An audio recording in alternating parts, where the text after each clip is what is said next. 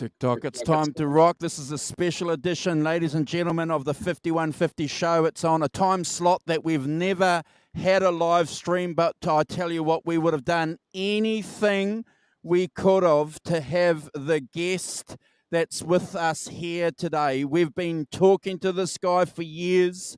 We've been hatching plans to try and get this guy on the show. In fact, even, a month ago, 3 weeks ago, we were talking to Dave Nesdall because he was going to be on this very, very show with us to talk about the subject today. But look, everybody, it's my pleasure. He needs no introduction. He needs no introduction in our community, but we have to give it to him. Rob Johnson is here on the 5150 show. About time. Glad to have you here, brother. Thank you, Andrew. I really appreciate the invite, and just want to make one thing clear. I have always been a fan of this show, and I've always been a fan of what you guys do, and absolutely glad the timing worked out. Really apologize for the delay and not being able to do it sooner. It certainly was not intentional. I can tell you that. I just it's such a wonderful community out there. From years ago when I started on Johnny Bean's show and worked with Dave and Johnny, and having my own channel, and then working with some of the other folks. And I mean, I can't even, there's been so many different shows I've been blessed with and able to be part of, and I really, really appreciate that. And this is definitely one we had to put in the books. So thank you so much for the opportunity, my friend. I really, really appreciate it. And thank you everybody for watching. No problem. It's our pleasure. And I think this is one of the interesting things that folks have to realize with our community. And this is one of the reasons why we do this channel. It's about the organic fans. And yes. Rob Johnson clearly is an organic fan. And look, if you haven't subscribed, please. We get a lot of viewers watching our channel on replay because of the time zones. It's a big world we live in. I will include Rob's video YouTube channel. In fact, I think it's on this description, but I will include that. Please go and subscribe to Rob's channel and have a look. Go back and have a look at his catalog. The in-depth information and articulation that Rob has provided on various eras of Van Halen, on various guitars, on guitar tones, chasing guitar tones. My gosh. And look, I know you're a humble guy, Rob. I know you're a humble guy, but we have to point this out because a lot of people don't go into the back catalogs of other people's YouTube channels. I know that for a fact because we speak to these people. Right. But if you want to know all about balance, and we love balance on this channel, Rob's videos on the balance era are just phenomenal, Rob. You've done our community a fantastic thing, Rob, by doing that. I appreciate that, Andrew. I only wish I had a little bit more technical experience to put my show a little bit more, mainstream. I know guys like, Jeremy White and different folks that, do YouTube videos and stuff. I mean, they get an amazing sound. And I mean, I have my wet rig hooked up right now, running through my Musicman, and I know, it won't sound like anything like on this show like it would, if you were down here live. But one of these days, I need to get a little bit more technical experience in there. But I have not done a show on my channel in a while, and that's not intentional. I need to. There's definitely some updates I want to do. I want to do another update on the 5150 guitar. My 5150 guitar show probably has more views than anything. And when I go back and I look at that show, I definitely see some things that I would change, and there's definitely more information, and there's a little bit of information in there that might not be totally accurate because as you know, we're constantly getting information on a daily basis on what this was, what that was. But for the most part, it's pretty accurate, I believe. But I definitely want to do some updates, and I absolutely want to do some more videos. And my channel is fun. I try to focus on the guitars and whatever folks want. We have a good time. I mean, I know Chris Hubbard was on one time, and the two of us we were hitting it pretty hard, and it's a lot. We just have fun. We have a good time. after a few drinks, the guitar playing may not be as it may not be as great as it would have been in the beginning of the show, but we have fun, and I will be doing more. So thank you for that intro, though. No problem. And like I say, there is no problem, Rob, in going back and redoing videos because, version 2, version 3, that's always an important part because you got to keep the subject relevant, with a fresh video. So, and in a kind of strange way, Rob, I think, YouTube viewers are getting sophisticated now. So they kind of expect that. They kind of expect you to go through and sort of update your video catalogs. And, that's the challenge that we have as YouTubers on how do we fit that in? Because you and I both work, we don't, YouTube's not my job. Right. Yeah, I know. I know it's so hard, when you do something like this and you put together a good channel like you have, and you're also working full time, believe me, I can totally understand. It's hard. It's not like it's the only thing you have going on, Yeah. So just to give people a bit of a background. So obviously, like a lot of us, we have a lineage back to the Johnny Bean show, and that's how I met Rob, and that's how I met, obviously, Dave Nesdall, and being a Kiwi guy halfway around the world, watching these two guys in particular talking about Van Halen guitars, like a lot of us, just blew me away. Where were you guys when I was growing up? Was the comment we would often put in the chat, and we just couldn't believe it. We were giddy with excitement that finally we were talking, or at least listening to guys that were just like us, talking about these guitars. And then obviously Rob would pull out guitars behind them, and you'd go, holy cow, how can this guy do this? And then Dave Nesdall will pull out these guitars, and what's going on? Well, and it was like, Kurt and I used to say this, and Brad used to say this, we're not even worthy to watch these videos. It's so funny because, when Johnny, there's Johnny, right? What's up, Johnny? How you doing? We'll have to go through and say hi to everybody. But I remember you can do that soon, bro. I was in Johnny Bean and I have known each other for many, many, many, many years. I mean, I'm not talking like 30, 40 years, but I mean, I think we met back in the like 1997, 98. It was right after I got married. I got married to my ex-wife back in 97, and we were on the Van Halen trading website. So we were trading, Van Halen bootlegs and stuff. And of course I was playing guitar. I didn't have anything like, what I have here, 50 something guitars now. But I mean, I had a Wolfgang, I had a couple of Kramers. I had just gotten into striping the guitars, and Scott Smith, who's a good friend of mine, and, Jerry Leica, those guys, we were working together. I was taking cues from them and doing the bootleg stuff, and plus all the other stuff I do, all the martial arts and all my other stuff that I don't even, no wonder I'm divorced. But we started talking and trading shows and stuff like that, and then the internet got bigger and bigger and bigger, and we stayed in contact. And then Johnny would put videos out. And I remember it was January of 2016. And my ex-girlfriend and I were in Chicago, and we were in there for a wedding. And she went out with her parents that night because her parents flew in as well. And so I was back in the hotel room just dubbing around, and Johnny called.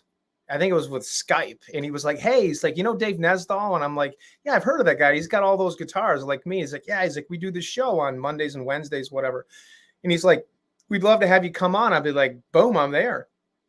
And that's how it started for me anyways, and we'll get into Dave in a second here. But Johnny, put the thing together, and it was the three of us. And I think I did it full time for like 2 years or so, 2.5 years or whatever.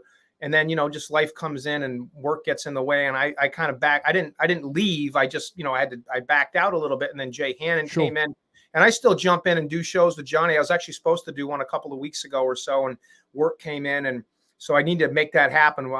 But it was just amazing. And, that's how I was able to meet one of my wonderful friends, Dave Nesdall, which we talk about, like I said, in a minute. But it's just such an amazing community. It was so much fun to be able to get on and, you know, I guess you could say kind of geek out on this stuff and to see the interest that, you know, is out there. And you're getting all these questions, you're getting tech questions. Hey, what did you do with the Floyd Rose here? And how did you, you know, install this? How do you play that? And it was just so much fun. And it fuels you as a fan, you know, to want to research more and get more information. And it's just been so much fun.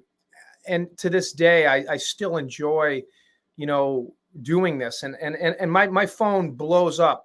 I'm sure yours does too, you know, all day long from Messenger to Instagram messages. Some people have my personal info, which, Andrew, I'll certainly give you my personal info too when we get offline, so you can contact me directly if you ever want to as well. But you know, I'm constantly getting questions on this. What color paint was the hot for teacher, and what was this?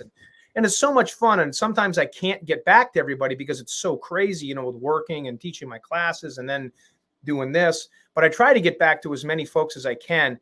The only thing I will say is if you're trying to get a hold of me, don't contact me on YouTube. Get a hold of me on Instagram or get a hold of me on Facebook Messenger, because my YouTube is just, it would take me forever to go back through some of those. And you know how it is too. I mean, you get a lot of hate mail on YouTube too. You get a lot of, you know, people that just, you suck and you don't know what you're talking. So, but I mean, that's comes with the territory. But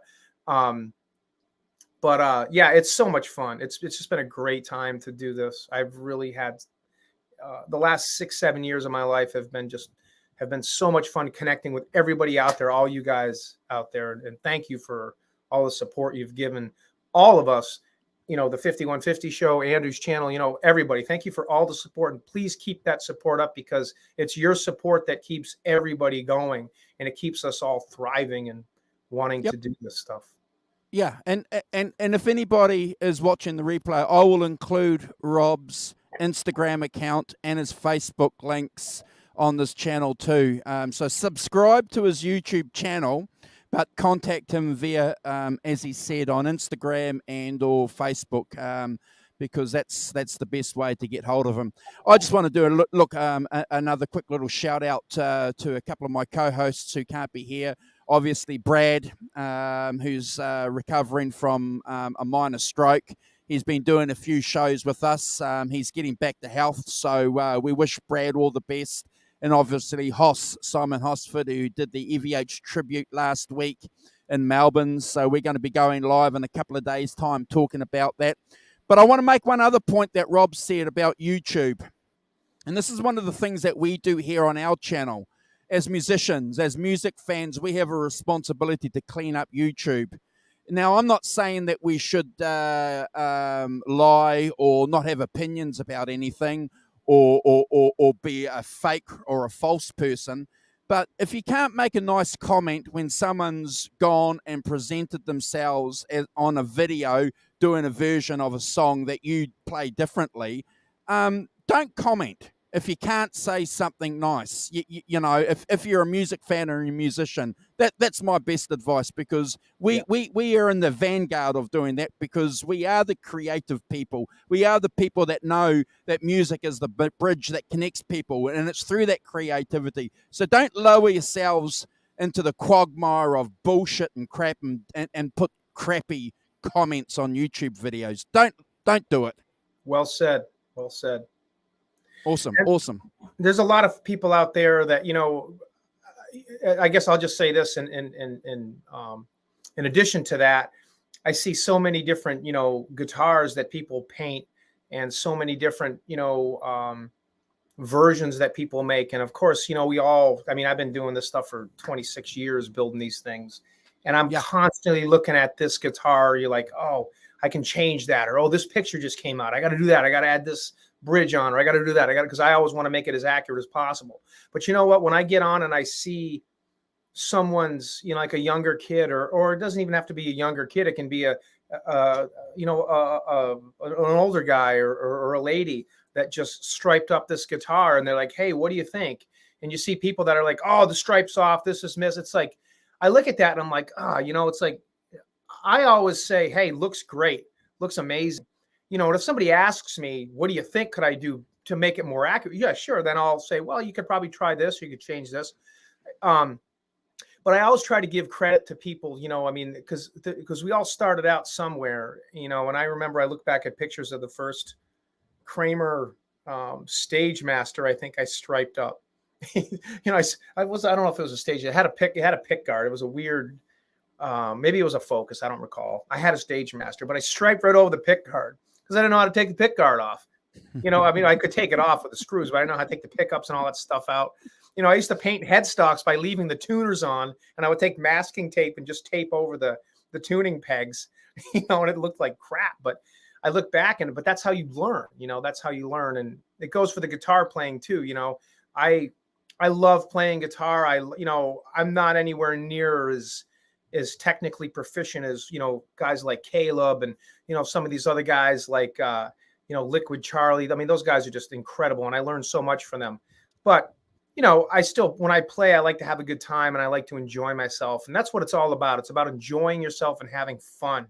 And that's where I think this community really comes together, because overall we all support each other, Yeah. And the great thing about, building a guitar or modifying a guitar is that you can go in obviously at any level you want. Like, the EVH 5150. So Rob, that does me fine. I lusted over this guitar all my life, just about. And then obviously you can go to the other side and have like Dave Nesdall's 5150 or Rob's 5150, which is pretty much the closest 5150 you'll ever get to the original in existence. So you can, and then you've got guys like Steve Anderson who built his own, and then and Kurt, who built his own. So you can do what you want. I think at the end of the day, one thing though that struck me when I watched the video with you and Dave Nesdall, and it's a point that we need to bear in mind, because Steve-O made a great comment about, collecting and building guitars being a passion. One thing you guys said that bore home to me: these guitars are works of art as well. Yeah. Yes. Johnny says that sounded like a Cremo Aerostar. I think you might be right, Johnny. It was. That's a good point, Andrew. The EVH series guitar, specifically the 5150, I've played them, and I'll be honest with you, if I didn't have mine, that I custom, that the lock body, lock neck and everything, Donnie did the neck and all that.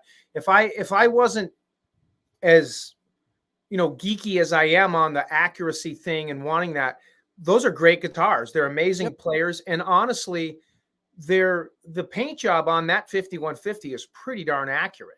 They didn't necessarily, hit the overspray and stuff like that. But if you're looking for a tribute guitar and you're looking for something that looks the part, plays amazing, sounds amazing, they're phenomenal guitars. And I'll be honest with you, I've gone back and forth over the years going, you know what?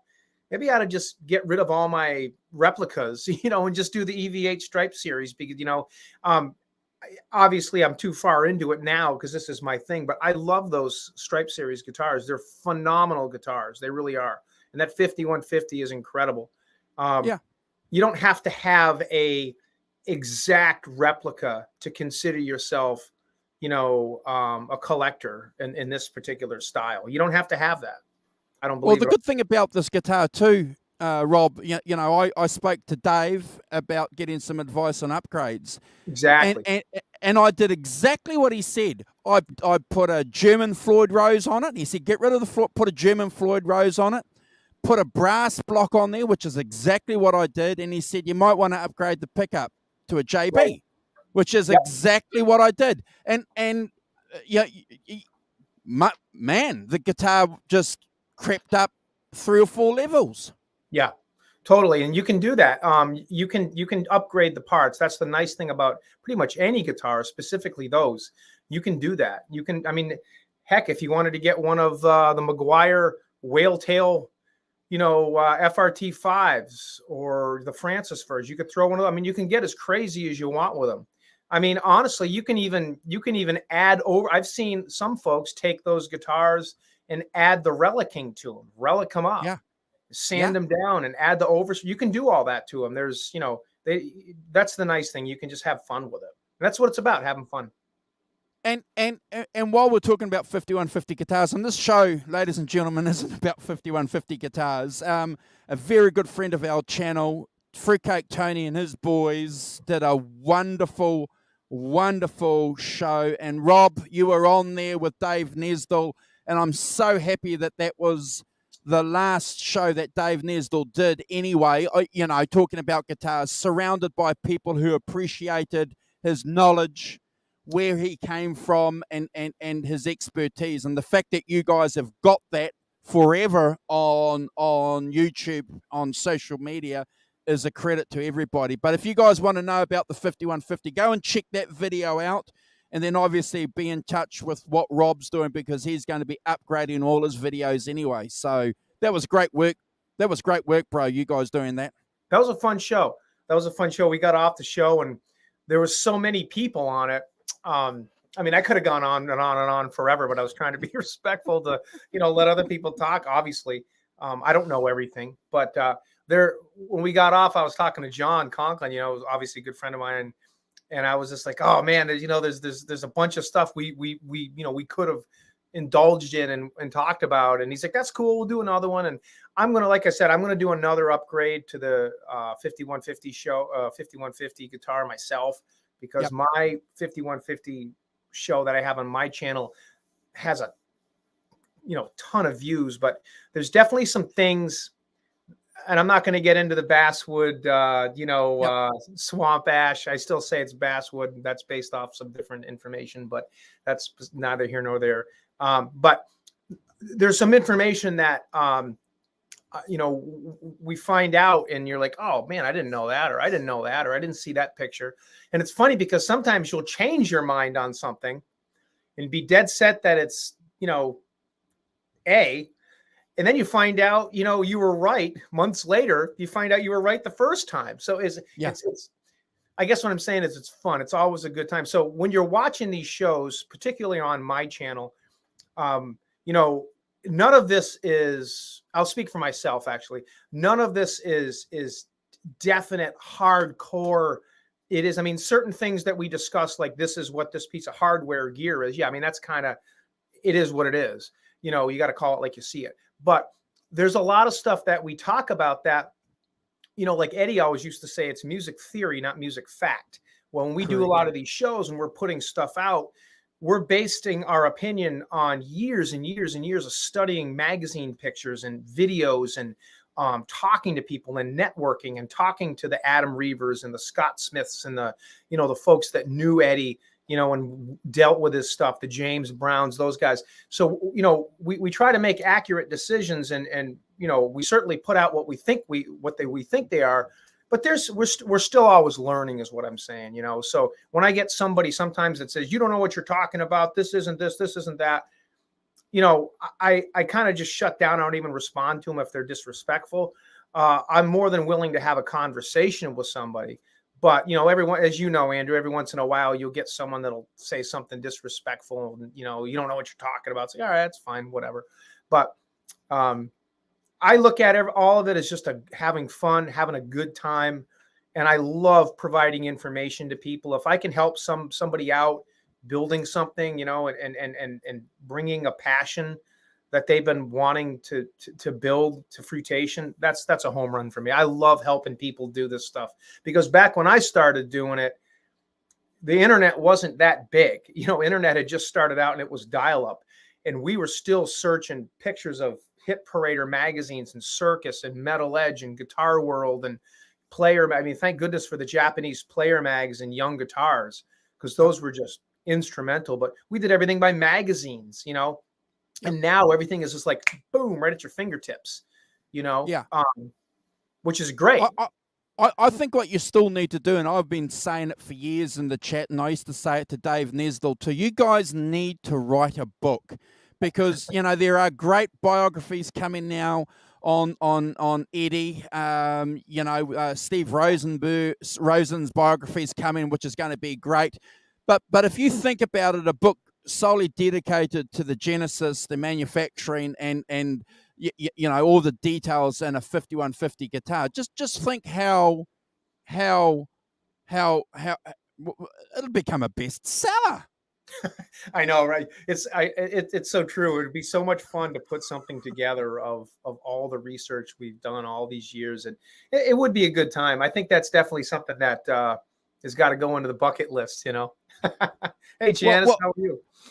And the good thing though about you guys doing this, and again, this is no disrespect to, you know, Brad and Chris, who've written, you know, that wonderful book Eruption, Right. and Steve, who's a guitar player, but you know, you guys know everything. You guys know everything, you know, which is probably, you know, a good thing for you guys, because, you know, these authors wouldn't know. You know exactly the gauge of string, you know the string tree, the height of the string tree, you know where the crack was, you know, yeah. Most people won't know that. So no, we look forward to that, and we want to encourage Rob and anybody that wants to help Rob get out there and do something like that. I still firmly believe, Rob, it'll be a great project. You need to work out how you're going to do it. Hey, Yeah. bro, have you got the chat up? Do you want to do a quick shout out to everybody before we talk about Musicman guitars? Is that something I can get you to do, bro? Sure. Yeah, let's do it. So I'm going to roll through here. We got Tim Thomas, how are you? John ZD351, Steve-O 5150, Metal Mike, what's happening? Charlie,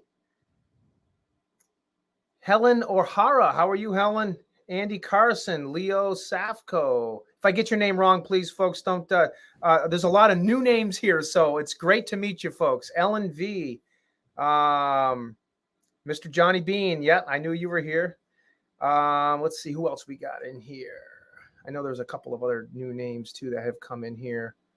Sifting down. Nightbot, how you doing, Nightbot? Good to see you again. It's always good to see Nightbot in there. Holding the fort down. Steve L12 Snyder, what's up, Mr. Snyder? How you doing? Snyder Jr., that is. Thank you for that picture you sent me the other day. That was great. Make your papa proud. Jimmy Ray Hawkins, how are you? Let's see who else we got in here tonight. Thank you all for watching. Charles Green, Grant Fisher is here tonight. I think I said Tim Thomas. Yep. Cool. Polly Walnuts. What's up, Polly? Liquid Charlie is here. Charlie, how you doing? I gave you a plug a little while ago on a positive side, my man, and I hope you're liking that new Musicman of yours. You're putting out some great videos. Very, very awesome. Cool. Keep them coming. I was actually just watching one of your videos the other day, how to play the solo to Little Dreamer. I realized I was playing it wrong, so thank you very much. So, well, I had some of it right, but you nailed it. Wolfgang 5150, Robert Ranford, Chris Hunter. And I think that's what we got. Awesome. We had at one stage 30 people. We got 26 people in here. Guys, please go and check out Liquid Charlie. He's a great English guitarist, EVH nut. We've been watching him for years, haven't we, Rob? You know what this guy does, it's just phenomenal. I'm going to include Liquid Charlie's YouTube on this show for anybody that comes back and watches us. Liquid Charlie, if you ever want to come on and do a 5150 show with us, it'll be a pleasure for us to host you. We'd love to hang out with you. But anyway, Rob, so we're here to talk about the Ernie Ball Musicman guitar. So before I give you my quick synopsis on when I first saw it and heard and looked at it and regurgitated it in my mind, where were you? What were you doing? And what did you think when you first saw this Musicman? Share that with us, please. I was well, first off, one thing on Liquid Charlie, one little piece of interesting trivia is amazing of a guitarist as he is. A little bit of inside knowledge for you folks that didn't know. Eddie Van Halen was very well aware of Liquid Charlie. Obviously, he's an EVH endorser and everything, and you know he's part of that. But Eddie used to refer to him as Liquid. They'd show him videos of Liquid Charlie, And Eddie big, oh, that's Liquid. Oh, that guy's amazing. So that's a little piece of information for you folks that didn't know that. Eddie definitely was very thrilled with Liquid Charlie's guitar work, and he used to refer him as Liquid. Liquid's amazing, he would say. So that's just from what I heard. So, anyways, Yep. The Ernie Ball Musicman. Here is my purple Ernie Ball Musicman. Haven't had this guitar very long, but yeah, it's a fun one. I had Craig Stoffgo from my good buddy CHS Guitars do the mod on this one. It sounds amazing.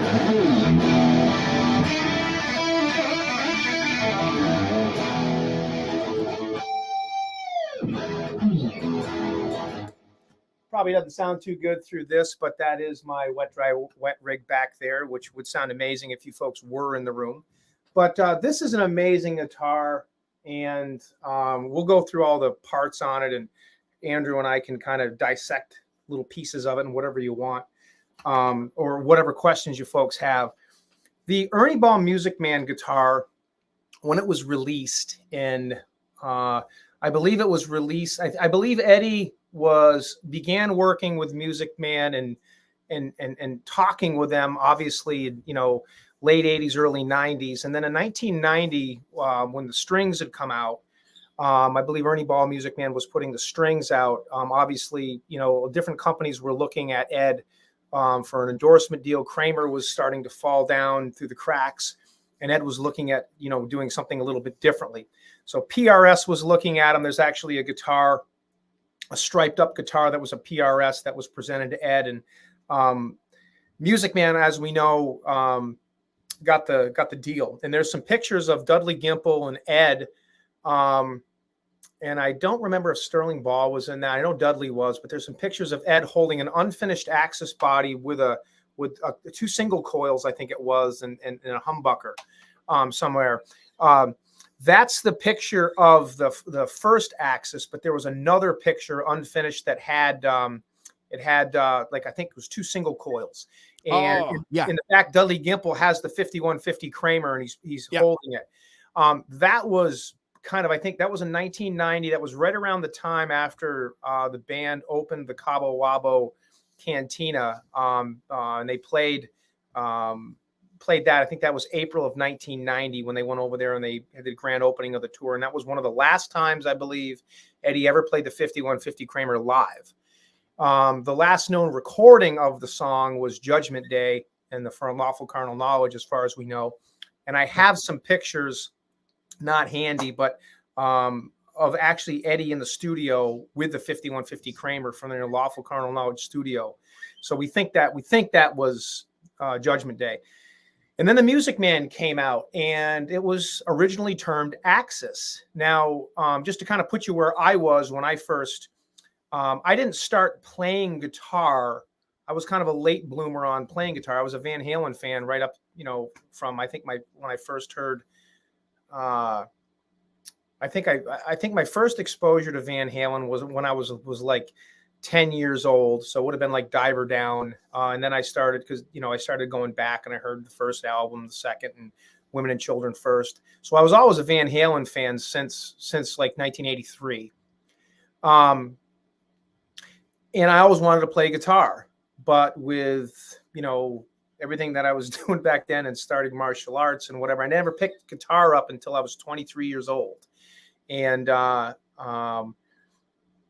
when I started doing the research on the guitar, I remember seeing the guitar that Eddie was playing, because I always knew he played striped guitars.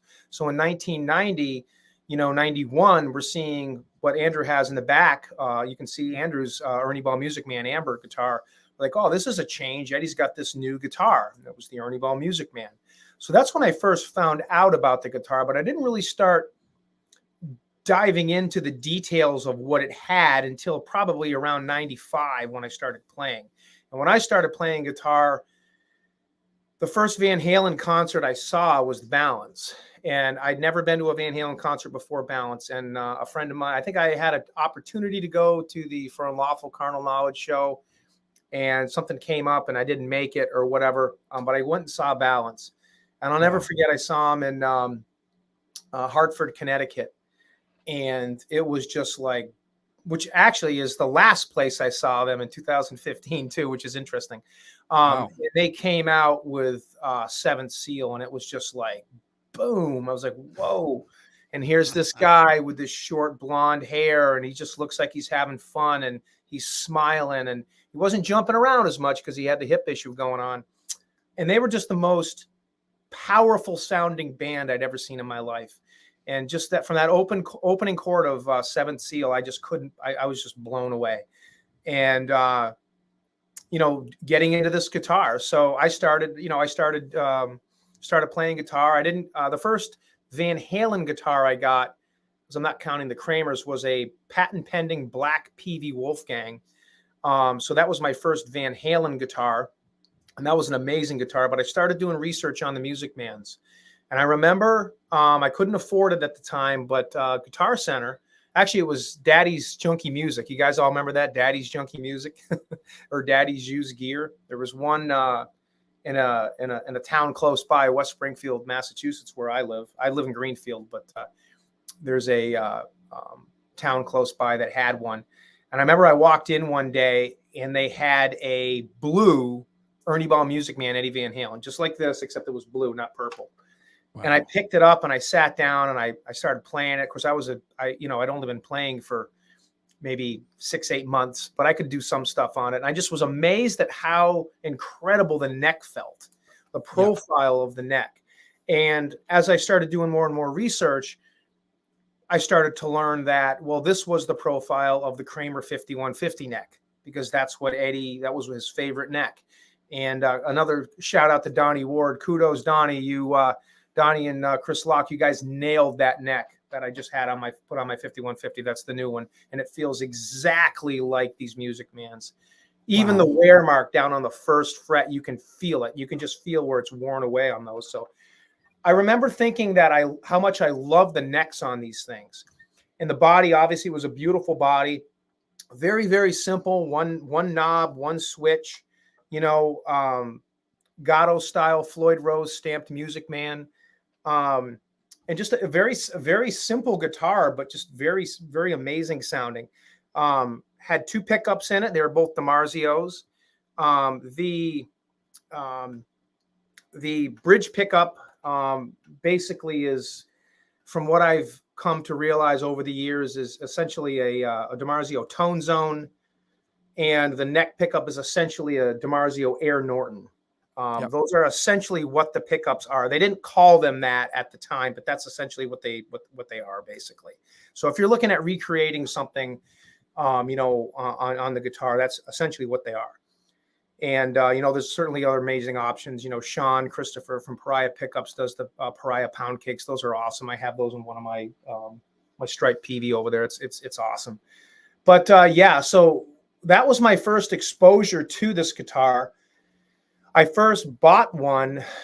The first original Ernie Ball Musicman Eddie Van Halen that I purchased was also a blue one, and that was in 2004.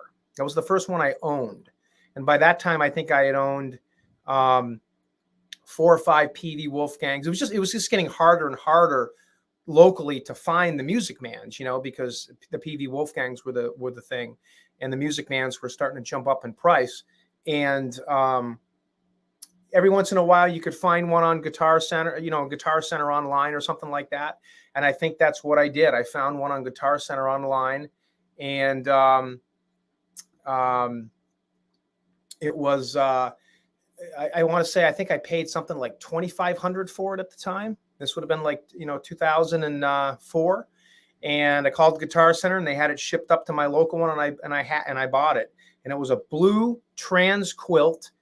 Looked like an aqua blue. It faded a little bit, but not too bad. But oh my gosh, it was a phenomenal guitar. It had a lot of bird's eye in the back of the neck, just kind of like this one does, you know. Very, very smooth feeling neck.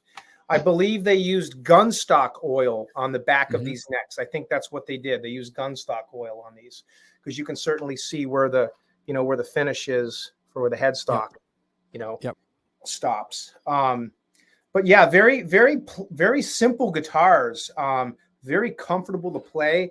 The back of the heel is really comfortable when you get up high on the frets. You can really do, you can do all your, you can really climb and be very comfortable. Whereas on a Strat or a Les Paul, it's not quite so comfortable. But I think Correct. the biggest thing about the Musicmans, and we can certainly get into all the parts and everything, is this guitar was Eddie's first build, so to speak. It was the first guitar that he actually, built and put together, and had a say in the body shape, had a say in what he wanted the neck to be, had a say in how he wanted the pickups to sound. The tuners, they were Schallers. They're actually D-shaped drop tab tuners, and the D shape means, if you look at them, they're shaped like a D, and the straight down drop tabs. A lot of people that recreate these guitars, they don't. You have to really get these exact same tuners if you're going to make it exact. A lot of people just get the circular ones, which are fine, but if you really want to do the right thing, that's what these are. And these were the tuners that Eddie actually had on the back of the original VH1 headstock, the original one with a Gibson logo on it. They were Schaller D-shaped drop tabs, but they were 6 in line, not 4 and 2. Wow. But that's where I was when I saw this guitar. And I guess I'm just going to go on record and say, I've owned Axis EX guitars, which we can talk about in a little bit if you want to. Those are phenomenal guitars. They were a sleeper guitar for a long time. And I was blessed that I was one of the few that knew what they really were. And they are real Musicman guitars. They were just assembled in Japan. We can go into details later. But I've owned those. I've owned Axis guitars, also amazing guitars, pretty much almost the same as the Eddie Van Halen, other than a couple of small, things. Actually, I like the belly cut on the back of the on the back of the Axis. As I always wished Eddie did that. He put the belly cut like a Strat had. It's just more comfortable. But in owning, I think I've owned, I've owned 3 or 4 Ambers over the years, originals. I've owned 2 Blues, and I've owned, I think that's it, 3 Ambers and 2 Blue original EVHs, and the rest were EXs and different things. I can honestly say that out of the Peavey Wolfgangs, which I love those guitars as well, totally different neck style to them, at least feel for me, and the EVH Wolfgangs, which are also amazing guitars. I still say I think Eddie had it. I think this was the home run. And I guess call me a traditionalist. I'm not even necessarily speaking aesthetically, like looks, because I think they're all beautiful guitars. I mean, yeah, the quilt tops on the Musicmans were amazing. To me, it's all about the neck and how the neck feels. And to me, the Musicman necks just still feel magical. They just feel amazing. Yeah, I'm glad you mentioned the neck, and in relation to your Kramer 5150, because this is a subject that we used to speak about, and we've mentioned it a few times on the 5150 show here, Rob. So, we were told in magazine articles that they computer scanned Eddie's Kramer to come up with the pattern and the shape for the Musicman. So that's the asymmetrical neck, isn't it? That's what they're talking about.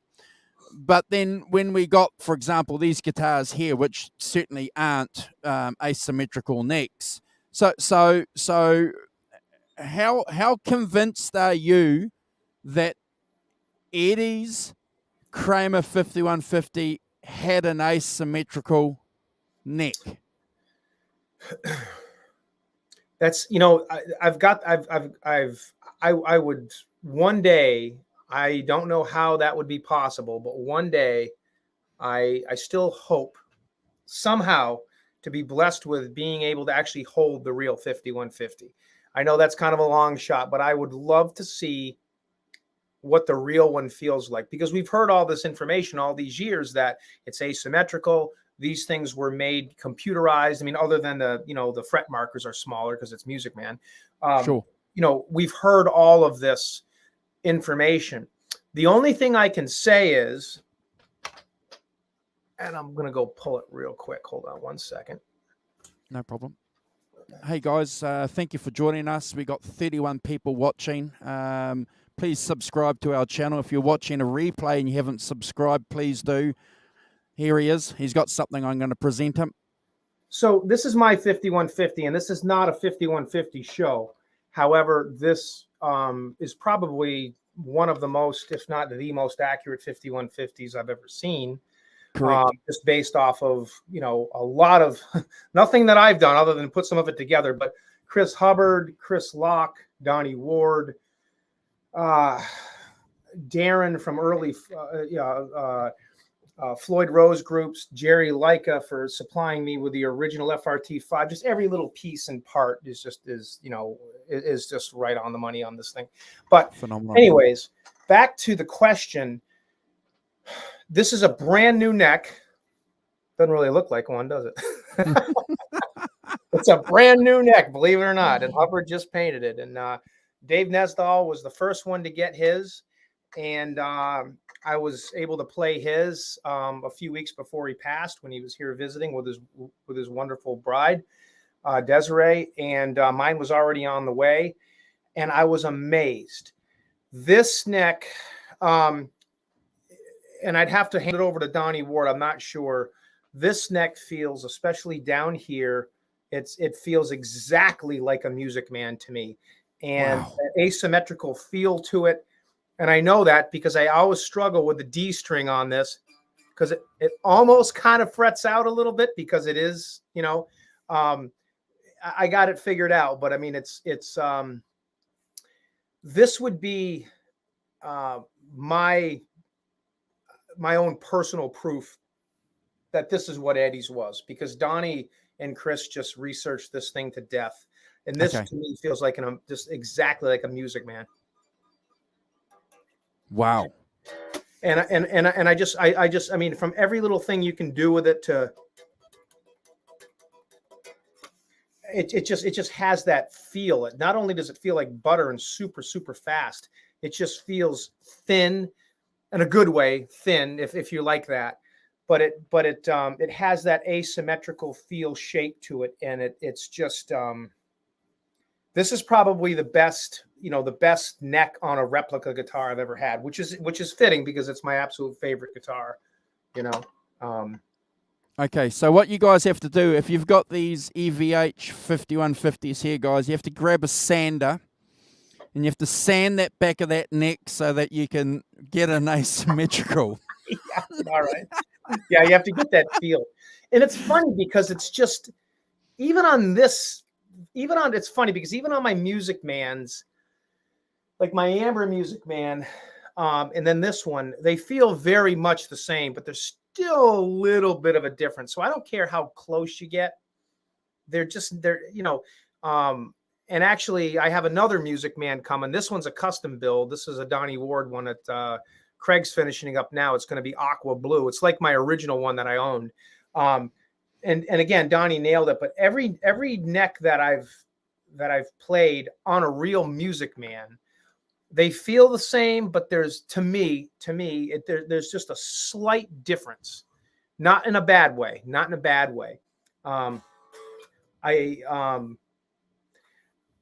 It's hard to explain. You can just tell it's a different guitar. Now, some of it might be wear on the back of the neck, how much you've played it, how worn in it feels. That was the biggest thing that Eddie had on these guitars, and that was always his main thing. I want it to feel, when I pick it up, I don't want to have it feel like I have to wear it in for a year and a half, have my roadie play it. I want it to feel like it's worn in, it's already been played. And that's one of the things the Musicmans, in my opinion, have already been very consistent with. However, the more you play them, the more amazing that neck is. I mean, Johnny Bean has an original, I think 1991 or 2. I don't want to say it's 92 because I think that's the year I graduated high school. He has an original one, and I mean the neck is just like, you'd almost think it's rosewood. It's so dirty, Sure. And it's it's got that cool factor to it. I can only imagine how amazing that feels just from all the, playware and everything, I have a question for Liquid Charlie. With that new Musicman you have, obviously that's a that's a Sterling, right? I think it's a Sterling. Correct. And this is a question for Charlie. Charlie, how does that feel to your Axis? Does it feel similar? I've never played a Sterling. I've heard they're very similar. And Kurt 5150 is asking him the same question. How's your new one? But I'd be anxious to see how it feels to it. Andrew, your Musicman, is that an Axis?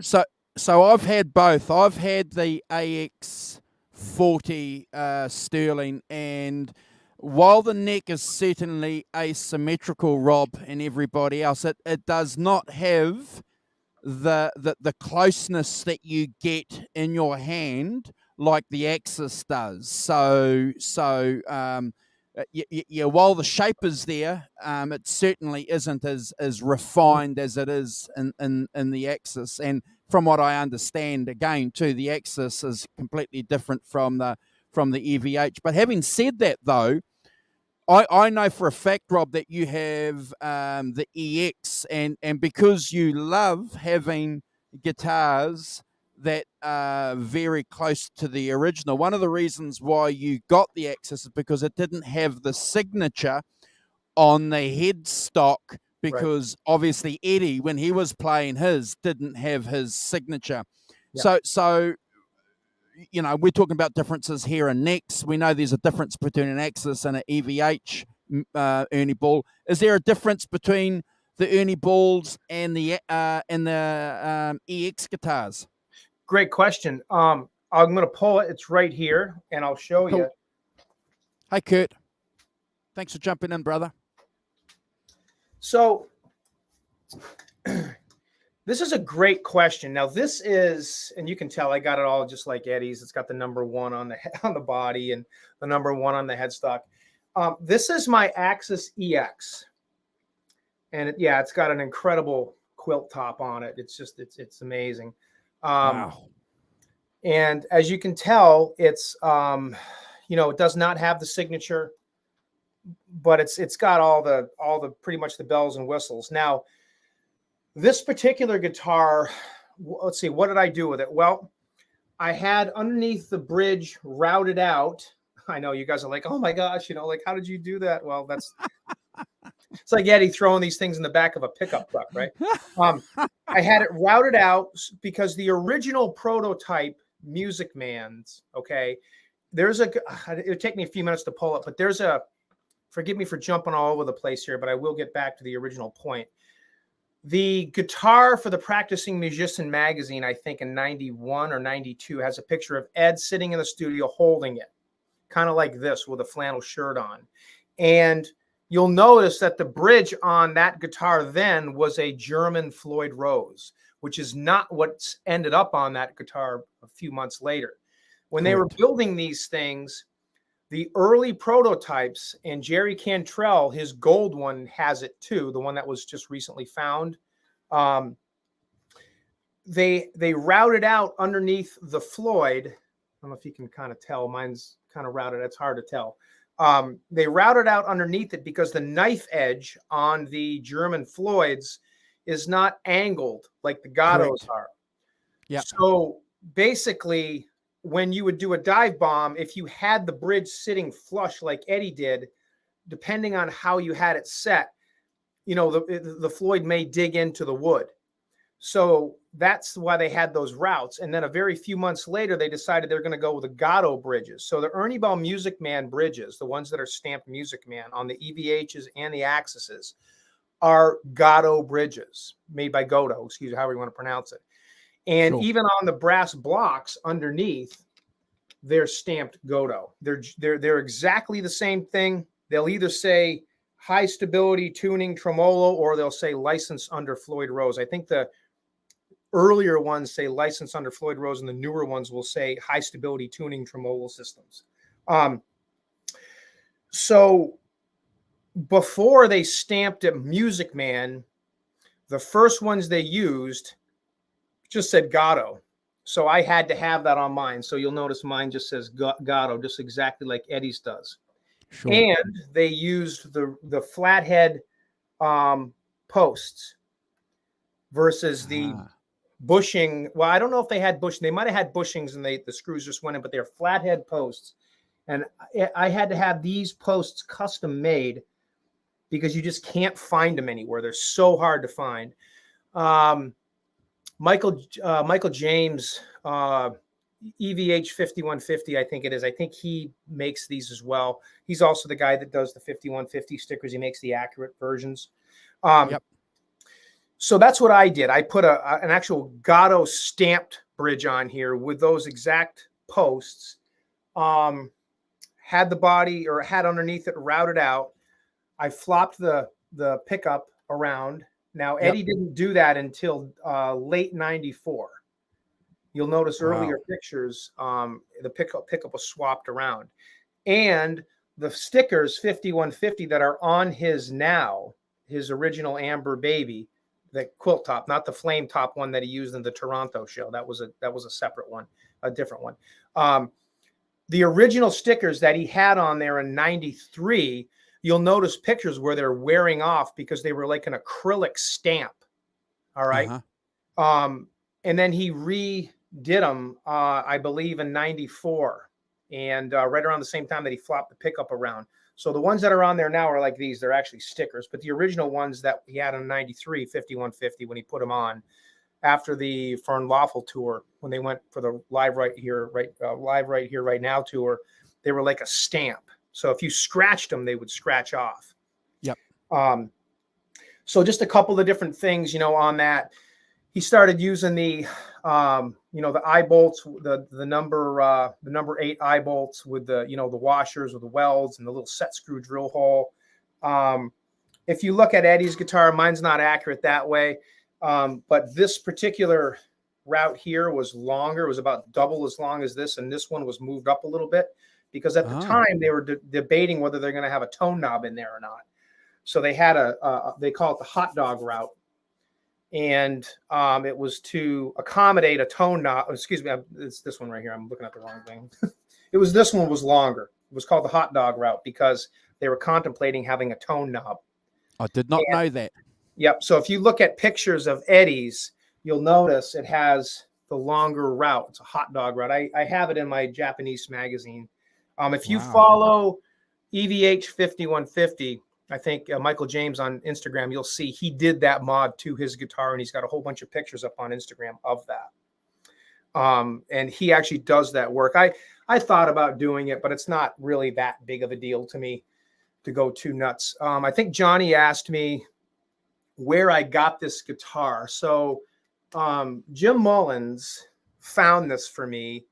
I've always loved the EX guitars. And this is, I'm going to come back to the original question. Found this for me in Japan 3 years ago. Correct. And I'd owned an Axis EX guitar before, and I just loved it. And it felt exactly like the EVHs. So that's where I got this. It came from Japan. It was now just a little bit of history on the EX guitars. And this is information that I've acquired through former employees that worked at Ernie Musicman. And also a couple of folks in Japan that were assembling these guitars. So I believe the last EVH Ernie Musicman left the factory in California in, I think, early 95, I think it was. Or maybe it was no, I'm sorry. It was September 95. It was late 95, I believe, is when the last Musicman, I think, I'm pretty sure I'm correct on that, left the factory. And then, Peavey had come in and Ernie Musicman was not making them anymore. So they had a whole bunch of orders to fill.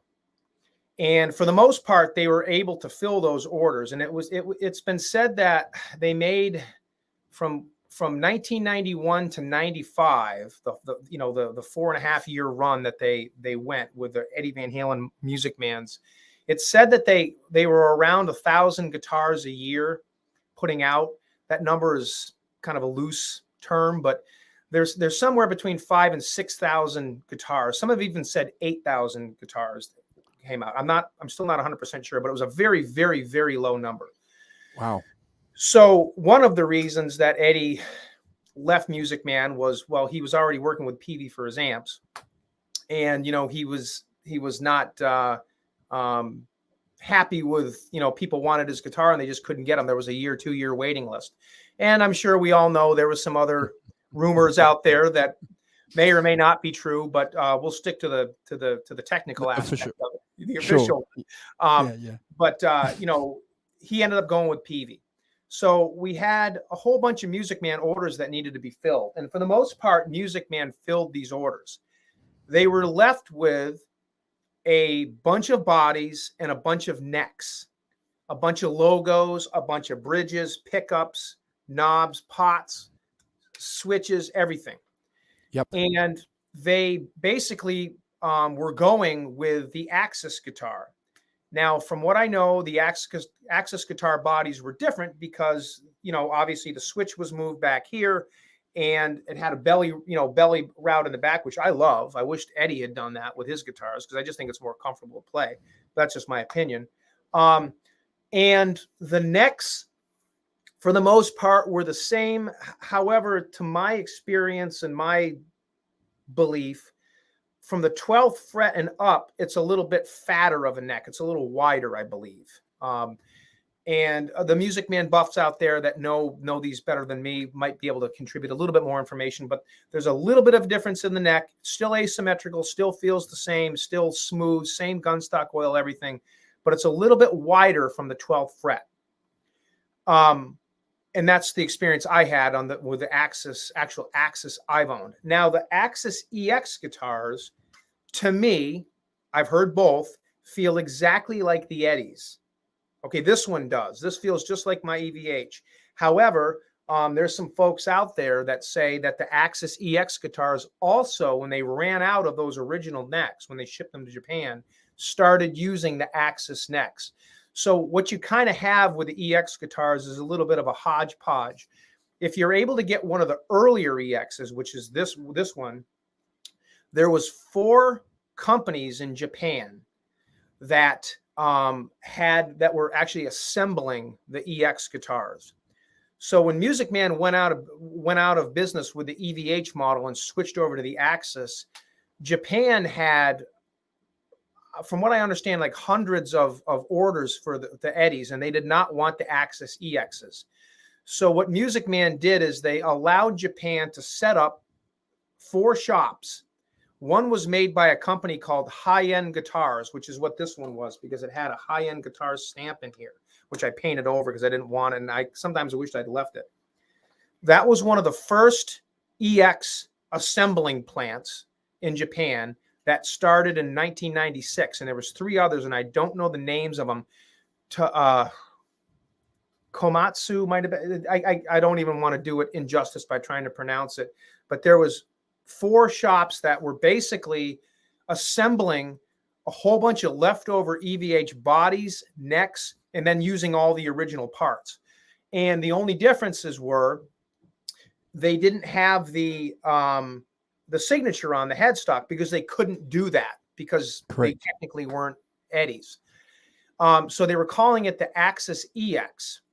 The nice thing about them is Eddie's original prototype, well, not prototype Axis, the unfinished one like you showed, Andrew, but his original Amber Baby with the hot dog route in the back and the route under the Floyd did not have an Eddie's signature on it. Eddie was never a big fan of having his signature on his guitars. He never liked that. Even Paul Unkert, was telling me a story on the yellow double neck when he presented it to Eddie, the yellow one and black one, and the red one, it has a VH on there. And Eddie was like, oh, I don't like that. He just did not like that on his guitars, which is interesting from what I hear. So obviously Eddie had a whole bunch of Musicmans that did have the signature on it, his own personal ones, but his main one, the Amber one, did not. And neither did his purple one, which actually had a black headstock. That was the number 2. So basically the Axis EX guitars, again, for years and years and years, they were sleeper guitars. There was a couple of companies out there, American companies, that were making Musicman copies during the Peavey Wolfgang days. One was called Kimberly, don't know if you guys ever remember that. There was a company called Kimberly, and there was another company called Series 10. Now, I owned a Series 10. So a lot of people thought these Axis EXs were like just copies, but they weren't. They were original Musicman parts, just assembled in Japan. The pickups were the same things, the DiMarzio pickups, the tone zones and the Air Nortons. The switches were exactly the same low friction knobs, or medium friction. The bridges were stamped Musicmans. The tuners were Schaller drop D or D-shaped drop tabs. Everything was exactly the same. It was the same exact nut. I believe it's an R2 string retainer, everything. And they were able to sell those guitars in Japan. And every once in a while, you'd see some over here in the States for a very, very reasonable price, because they, people just didn't know what they were. I have an original Musicman Axis EX flyer somewhere. I'd have to find it. The neck plates were also Musicmans. The difference is they had an A in front of the number. And that A, we believe, meant Axis, and that's how you can determine that they were assembled over in Japan versus just the number, which is, I believe, what the American companies were doing. So then there was a lot of discussion that, well, all these EX guitars have these crazy, amazing quilt tops. They got to be a veneer top. So they're basswood bodies, but it's just a film. That's not true. And I could never tell the difference in tone between an Eddie guitar and an Axis EX. They all sounded the same. Wow. So about 3 years ago, I had a pink Axis EX. I took the neck off. Now, Craig Stofko from CHS Guitars will affirm this too, because he's done a ton of work on the Axis EXs.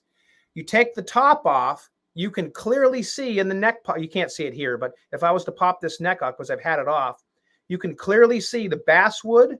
And then you can see the maple cap.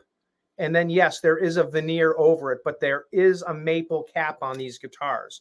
Wow. The reason they have the crazy quilt is because they're not all book matched maple. The Axis EX guitars actually have more insane quilts than the real Eddie Van Halen models did. It's crazy. A lot of them anyways. Wow. So what they are is, they're basswood bodies with a maple cap, but they do put a veneer finish over the maple cap. That's where you get that crazy quilt. So those folks out there that say the EXs don't have a maple cap, that's incorrect. They do have a maple cap. They put a veneer slab over the maple cap, and that's where the great, finish comes from. So all this time, folks were saying, well, they're just basswood with a veneer. There's no maple cap. They do have a maple cap. And that's some information that we learned about 3 years ago. So wow. Now you see these EX guitars going for, $3,000, $4,000, $5,000. I guess I'll just say it, not that I agree with the price, but they are the real deal. They are real Musicman guitars with real parts. They were just assembled in Japan, and they don't have the logo on them. So if you have an Axis EX like this, you have a real Musicman guitar. You didn't get something that was made in Japan. You got something that was just assembled in Japan. Now, there is some discussion maybe towards the end of the run, because I think the EXs did a run from 96, I think, until 2004 or 2000. It's either 2004 or 2006. I think they did a run, like a 8 to 10 year run on these things when they made them, and then they just were done. That was it. That's all they had. So that's why, there's not a lot of they did make a pretty good number of these things, but that's why these EX guitars are really they're a hot commodity now. So if you can find one, grab it. If you really want the Musicman, you're not gonna you won't have the signature on the headstock. However, if you want to send it to somebody like Craig or a GMW guitar, they can put the signature on there. All these people that are doing this work today, they can make any guitar look like anything you want. So I'm a huge fan of the Axis EX guitars. I've owned the original EVH models. I've owned the Axis guitars, and I've owned the EX guitars. And I have not owned the Sterlings or the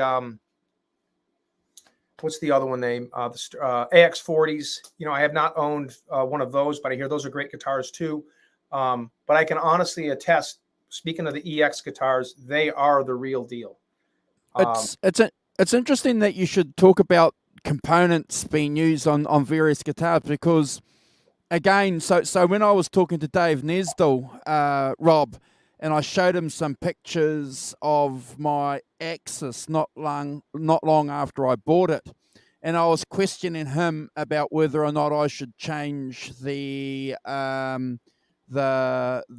Floyd trem system to a Floyd Rose. He said, "No, don't." He said, "Leave it." And he had a look at the picture, and he noticed something that I didn't pick up. It had an offset. It was an offset trem system on there. So he asked, what year is it? And I said it's 96. And he said, okay, so probably what you've got there with my Access, because a lot of those early Accesses, they were using, the same trem system that they had and the same neck. And obviously just didn't have the signature, and obviously the body shape was changed. So there's a good chance, again, too, guys, if you have an early Axis model, go and have a look at your bridge and see if it's offset, because if it's offset, that's a good indication, according to what Dave said, as to whether or not you're going to get some of those components. Yeah. I'm going to tell you, this is an extra Musicman bridge I have. I'm going to use this on a project, the one from Craig, because the one he has on there now is a Gatto, and this is an original Musicman bridge. You guys can kind of see what I'm talking about. See how the knife edge is slanted there? Yeah. Underneath. That's what the original German Floyds didn't have. Correct. And I've also got, I have two original EVH Musicman pickups. These are the real deal out of those are worth gold. Do you know that? So I'm throwing these in there too. So even though it's going to be a Donnie Ward body and neck, it's it's going to have everything. I even got the right tuners, and But anyways, you have an original '96 Axis. Yeah. Yeah. So you very well, as you just said, other than the body shape, or not the body shape, but the belly contour and the toggle switch, you could have an EVH neck left over, and you could have, everything could be exactly the same. That's those early ones. I owned an early EX an early Axis as well, and those guitars they're magical. They're great playing guitars. I'd hold on to that one. Yeah, and when Dave mentioned that, to me, and we had a conversation on the 5150 show about it. It was, an interesting point, because, obviously he knows his stuff. So, the components, they carried over. But what's, look, I'll never sell that, because again, you've mentioned it a little bit before, Rob, when you were talking about the prices of the EX guitars. Obviously with Eddie passing, anything, we've done shows, $6,000 for beaten up old EVH Musicmans, Rob. Crazy. I know, it's insane, and they're just going to continue to escalate in price as the years go on. I mean, Peavey Wolfgangs now are just going insane. Yeah, I mean, we had a conversation about this, me and a couple of other folks, maybe a month or two ago, on guitars that we wished we had not sold. Yeah. And, do I need any more? No, I don't. And I'm blessed to have what I have. But there's definitely 3, 4, 5. One of them, that original blue Musicman EVH, that I really wished I hadn't sold, because, to go out and spend, $6,000, $7,000, $8,000, $9,000 on a Musicman now, that's just, there's no need. I don't need it. The Musicmans I have now look the part, they play the part, they are the part. But for collectors' purposes, they're amazing guitars. So for those of you that have those guitars, the original Eddies, if at all possible, hold on to them. or if you have an opportunity to acquire one, get it. But if you can't, the Axis guitars and certainly the Axis EXs, if you can swing one, I'm telling you, you won't be disappointed. They're just amazing guitars, great players, and you know, they are the real deal. And there was a time not too many years ago when you wouldn't hear me saying that. Not because I didn't know about it, because I didn't want the word getting spread out there, because it was, you know, the internet is great. You know, it really is phenomenal. But at the same time, if you want to get something, you know, the sleeper guitars and all the gear and stuff like that, if you're a collector, the internet can be your friend, but it can also be a double-edged sword, because everybody knows about it now, so the price just shoots up. Rob, I'm going to jump in and share one quick little story. So I got this guitar off Trade Me, which is like a local eBay thing here in New Zealand. So I got this guitar about 4 years ago, and I paid 1,800 New Zealand dollars for it, which is a steal. It came in the original case. It was a steal, and I'll tell you why. The guy had it listed as Musicman. So two separate words, guitar. There was no Van Halen in the no EVH, nothing. He didn't have it listed. And I was just flicking through one night and saw this picture and saw it and couldn't believe it. So, you know, I sent the guy a message and said, look, I'll give you $2,000 for that guitar. And he replied back, this is honest to God, it's a true story. I'm not lying. He replied back saying, why would I do that? And I thought that was strange. I thought it was strange. Okay, so anyway, I watched the auction, and about 5 minutes before it ended, you know, before it was going to end, I pressed the buy, and I got it for $1,800, and yeah, and you know, I was going to send an email to the guy saying, you know, you've done yourself out of, but he was happy with the deal. But I have to back up what Rob said.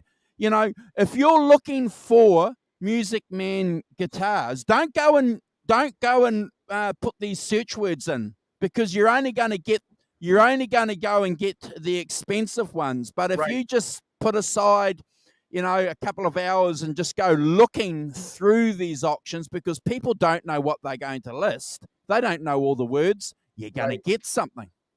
Yeah, that's the thing. Do you know how much? What I priced one of these, because I was never going to be able to afford to buy a Musicman, and Kurt will back me up on this, and Brad. I priced one of these brand new here in New Zealand, just a standard access. It's a $5,000 guitar, bro. Yeah. Totally. Yeah. I know it's crazy. It's just crazy stupid. I don't have all day to surf and look at stuff like you know, a few people that I talk to all, you know, every day, you know, they're like, hey, look what I found. I'm like, how did you find that? Yeah. A couple of these guys are retired, so you know that they have the time to do that. But I'm lucky if I have, you know, like 20 minutes, you know, at night or whatever during the day, you know, and I'll find some stuff. Every once in a while I'll find some. But I saw a purple Peavey Wolfgang quilt top, one of the earlier ones, because they stopped making the quilt tops and went to the flame tops because it was just too hard for them to find the, you know, the quilt top maple. I think they stopped that in like end of '97, the first year. So if you can find one of the quilt top Peavey Wolfgangs, you know, they're out there, but they're really expensive. I found, and I was not in the market for a Peavey Wolfgang. I have 4 of them already, but sure. But I saw this about a week ago on Reverb. There was it was a purple quilt top Peavey Wolfgang. It was patent pending because it was one of the early ones. Sure. And the guy wanted it was buy it now for $2,800. And I looked at it. I'm going, this, you know, I'm like looking at it. It's like, it's got the tone knobs, the standard arch top. Yep. Yeah, I'm doing all the basic, you know, math, like everything that's, you know, I know I'm checking off. Yep.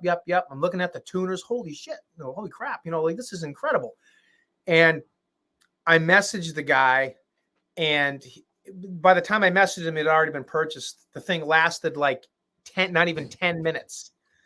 And somebody got the thing for it. And the guy's message was like, sorry, man, it's gone. But man, what a popular guitar. The guy clearly had no idea what, I mean, he knew what it was, but he didn't know anything about what these things were going for. He didn't realize, he never did he didn't keep up with it. And it was a case queen. It sat in the case because he got it brand new. So, I mean, somebody got that for $2,800. I mean, that's insane. I mean, every once in a while you can find a deal like that. So if you have an opportunity to do it, take advantage of it. But basically though, Rob, I have to agree with what you said earlier too. This is the time, guys, to get them, because they're not going to be any cheaper. If you're after a Musicman, or a Peavey, and clearly it's reflected by Eddie's passing, isn't it? Anything that that's going to be attached to his name on some of these great guitars, the prices are just going to keep going. They won't drop. They won't drop, Rob. Yeah. Yep. Christopher Live Sawa says Rob Johnson needs a matching beard. I wonder what I'd look like with a beard like Andrew's. It's so funny because I remember the time I don't know, it was like maybe three years ago or so. How long have you been doing your show, Andrew? Has it been 3 years? 3 years. Yeah, okay. Yeah. About 3 years ago, 2.5 years ago, somebody posted a picture of Johnny Bean and Andrew right next to each other, and it was so funny because you got Andrew with a big beard and Johnny who had a beard, but it wasn't as long. It was so cool. So me and this guy at work, we started playing around with pictures, and I had a big beard on me, and it was just kind of that was kind of funny, but. Yeah, I used to say to Johnny when we did a couple of shows and some Instagram hangouts and all that, and I used to embarrass him because I used to say to him, I'm your future, because he had a dark beard, and then he would look at me with my grey beard, and I think that's one of the reasons why he shaved his beard off, because he didn't want it to be reminded. You could do the Darth Vader to Johnny, I am your father. No, it was hilarious. It was hilarious. But look at the end of the day, it's it's good. But Breaker says my boss bought 4 EVH Musicmans brand new in the 90s. He sold his red one for $3,200 a year before Ed died. So that's about 2 years ago. It was the one that he put under his bed, never played. Dead mint. So 2 years ago, an Ernie Ball Musicman, I mean, in decent shape, never mind dead mint at $3,200. That's a steal. Wow. That's a steal. That's incredible. And I'm telling you, every once in a while, you'll find something like that. Which brings up a good point. I have a hard time taking advantage of somebody that doesn't know what they have. You kind of, it's tough. I know a guy that, Jerry Lyke and I were talking about this. I know a guy that sold a Kramer Pacer, 1982 Kramer Pacer, back a couple years ago. It wasn't even a couple years. It was like a year ago. It had a original FRT5 whale tail bridge on it. The bridge itself is worth over $2,000 now. And he sold the guitar for like $900, and it was an 82 Pacer. It had a B series neck plate on it. It's just, it's hard to not, take advantage of somebody. I think the very few times that I've had opportunities that just kind of come out of nowhere, as much as you want to get yourself a deal. I mean, there's been a couple of times that I've been like, hey man, you could get more for that. Yeah. I just feel more comfortable. And then they come back and they say, that's fine. I just want to get rid of it. Okay, fine. I did my part, but there are some people out there that have no clue what they have, not a clue. And things are always changing, I mean, prices are always changing and things are coming up and down. And Andrew, those you saw maybe about 3-4 years ago, the picture came out of Eddie from San Antonio, 1980, and the 1980 Invasion Tour. He was playing that Yamaha SF3000 that he painted baby blue and put the red electrical tape on it. Yep. Well, when I was on Johnny Bean's show,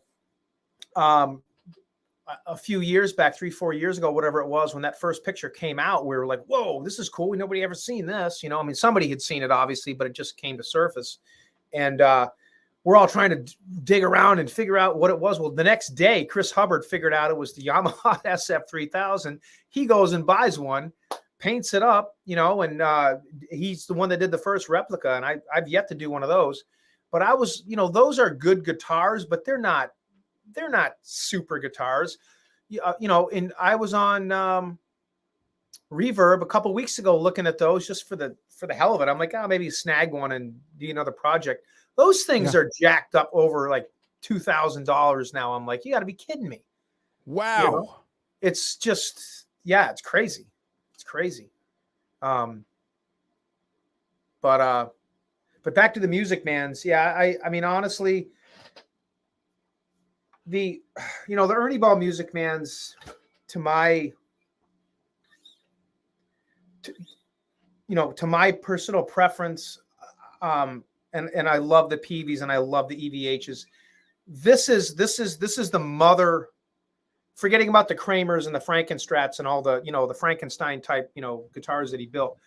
The Musicman really deserves the credibility, in my opinion, as, you know, this was the guitar that made the Peavey Wolfgang and the EVH Wolfgangs possible. This is the mother. Correct. You know, this is the first generation signature Eddie Van Halen guitar. And, you know, again, being a fan of all three versions, they're all a little different. They all feel a little different. They all play a little different, you know, and they're all amazing instruments, you know. But something about the Musicman.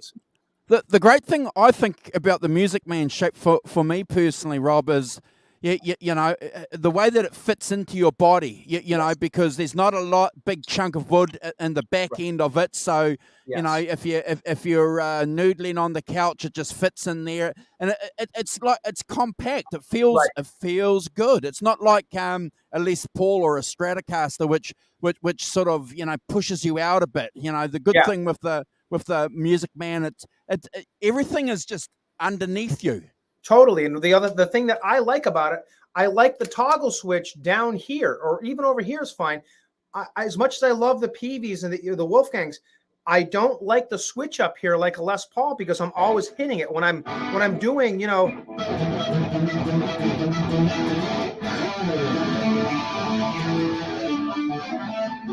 I can't, you know, and when you do your tapping, I'm constantly hitting it.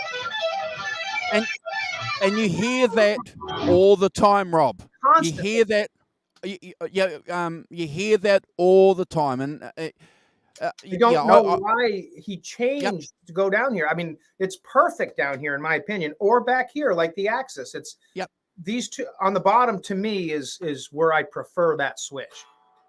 I'm constantly whacking it, you know. Yep.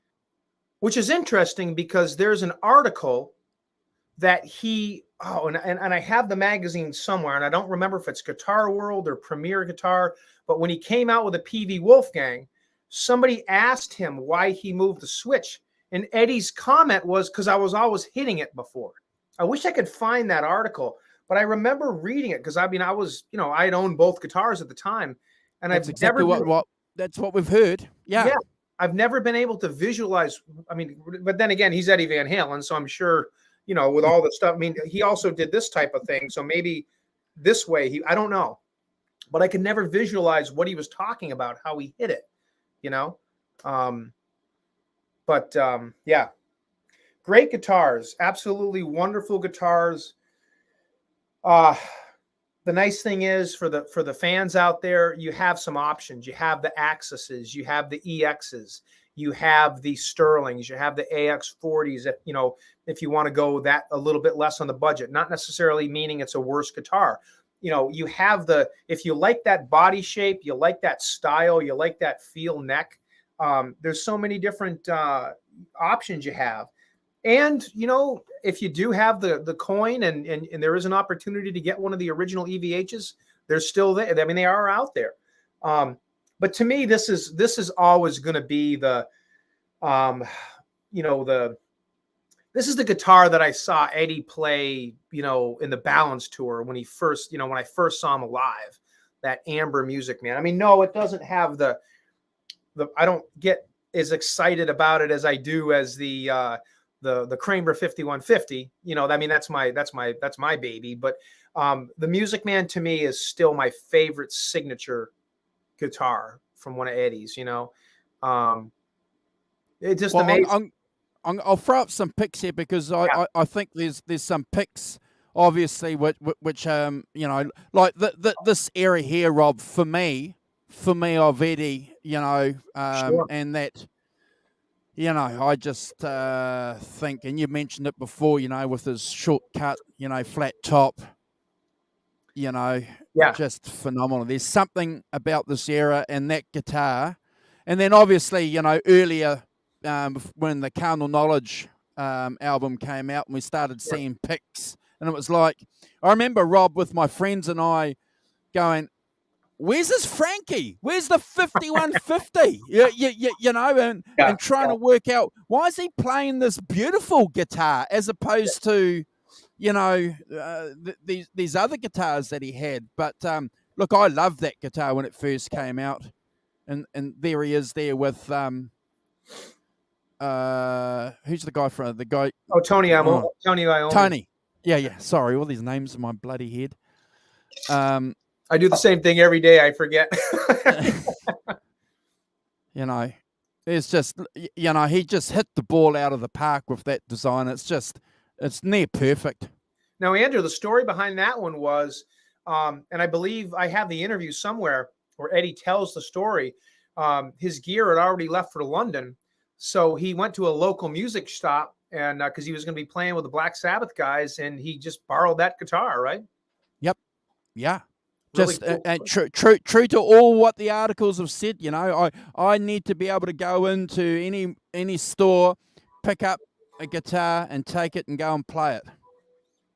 I have an interesting Dave Nesdall story, real quick. I'll make which is interesting. So, this is a story that Dave has told, or you know, over the years. And I remember he told me not too long before he passed. Again, we were having a conversation one time when I went out to visit him, and I asked him. I said, "What about that guitar that you know, that Ernie Ball Musicman that you lent Eddie because Eddie was in town?" So this was in 1998. Okay. So 1998, Dave Nesdall gets to spend a week with Van Halen camp. They came around. Dave was working at Manny's Music in New York, and you know, big Van Halen fan. They were playing Jones Beach with Gary Cherone, and the story goes, Eddie came into town, and you know, Dave was getting to hang out with the band and do all this different stuff. Well, Eddie was in a hotel room one night, and all of his gear was on the bus. Or, you know, he didn't even have his main guitar, which at the time he was playing the purple Peavey Wolfgang, which is what I saw him play. And Dave did get a chance to play that the next couple of days. Well, Eddie was going to do he had something going on in the hotel room and he needed a guitar. So Dave made a phone call, and he said, I need a Peavey Wolfgang for Eddie Van Halen. And they're like, we don't have any Peaveys here, but we have an EVH Musicman. Now, I want to say it was a green one. I could be wrong. The story goes that there might have been two green ones. I don't remember. Maybe it was an amber one. But one of the guitars was a customer's that, and the customer's like, I don't care who's playing it, Eddie Van Halen or not, it's not leaving the store. So the guy would not even let Eddie Van Halen take the guitar. So whether it was the green one or the amber one, there was two Musicmans in the store, and one was slated to go to a customer. So it was the other one. I think it was the green one, but I could be wrong. It was either that or the amber one. And they delivered a Musicman to Eddie Van Halen, and Dave was there in 1998. And Eddie, who was playing Peavey Wolfgangs now for 3 years, obviously he still had his personal Musicmans, and the rumor goes that Eddie's original amber was never really too far from his reach when he was at the studio, because he loved that guitar. Eddie jammed on the on one of his Musicmans 1998 in the hotel room to do a piece of music that he was working on. Really interesting. Now that came that was one of Dave's stories. Kind of neat. I always thought that was kind of a cool story because there's some, Eddie was the split with Music Man at the time was a very tender situation for, a few different reasons, I guess. But at the same time, there was a lot of fans that would come to Eddie and say, hey, would you sign my Music Man? And Eddie would say, buy a Wolfgang. I have a live presentation they did at the Hard Rock Cafe in Boston, which is just, down the road from me, so to speak, basically about an hour away. When they played, him and Gary played at the Hard Rock Cafe, and they answered a bunch of questions in Boston. And I was just listening to it the other day. I have it in my bootleg collection. And the guy's like, hey, Ed, would you sign my Music Man? And Eddie goes, buy a Wolfgang. That's what he said, buy a Wolfgang. He wouldn't sign the kid's Music Man. Oh, really? Yeah. He said, buy a Wolfgang. Now, I don't know if the kid got it signed after the show or whatever. Or maybe Eddie, changed his mind, but that's what he says. He says, buy a Wolfgang. Oh. Which, interesting, huh? Really cool stuff.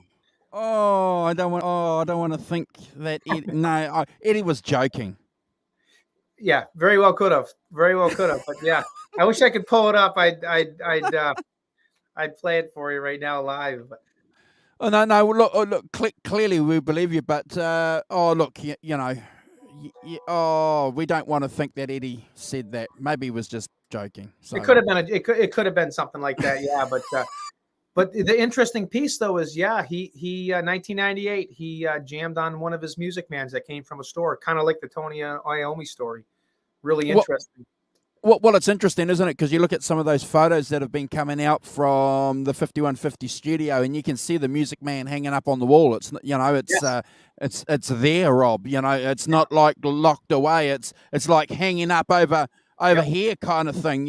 So generally speaking, guitar players, when they've got guitars hanging up close to them, what are they doing with them, Rob? They're generally playing them. Yeah. Yep.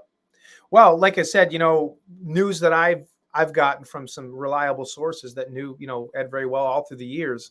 The Eruption in the Canyon book, which, don't want to get into, the details on bad stuff. I mean, and in a positive way, there's pictures in 2004. There's the Ernie Ball Music Man, the Amber hanging right there, great book, great read, fun read. Yeah. Amazing book. I love, the pictures alone in the book are just fun to look at.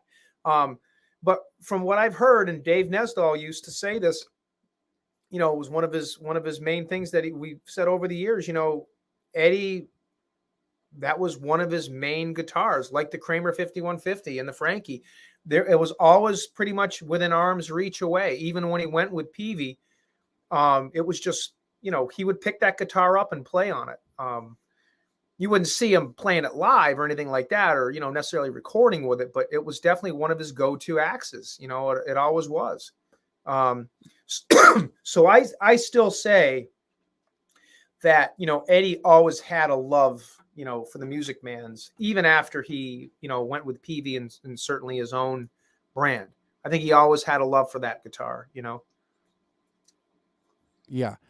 I also want to do one quick little shout out too. If you guys haven't checked out the Damasio article that came out just over a year ago, Remembering EVH, and it talks about the pickups. It's got some great photographs. We've done a show on it here on our channel. It's available on PDF format. It's related to the topic that Rob and I are talking about. Go and check that article out, guys. It's mandatory reading, isn't it, Rob? Yes, it's a great article, and I was very fortunate enough to get a copy of that. Very, very, very fun read. A lot of good information. A lot of neat stuff on how they made that guitar. Mr. Metal Mike Cheever says, "Hey Rob, did Dave keep the Music Man after he used it?" I don't believe so, Mike. I think it had to go back to the shop. I know Dave at one point had a Peavey Wolfgang that was autographed by Eddie, but I don't believe Dave had any. Maybe he did. I don't think he had any Music Mans that were autographed by Eddie. I could be wrong on that, but I know he had a Peavey Wolfgang that Eddie had signed for him. But Guys, have you got any questions that you want to fire at Rob? Because I'm just mindful of the time that we've got allotted for the show. But if you guys have any questions that he can probably answer now, if not, follow him on Instagram and Facebook and follow him up there. But if there's any questions, this will be a good opportunity. That's true too.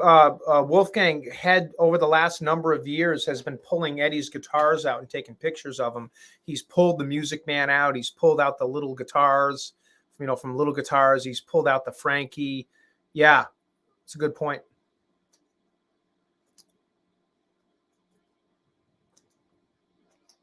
Where can you get that PDF? Jerry, if you go to Damasio's website and have a look, or just do a search, Damasio Remembering EVH.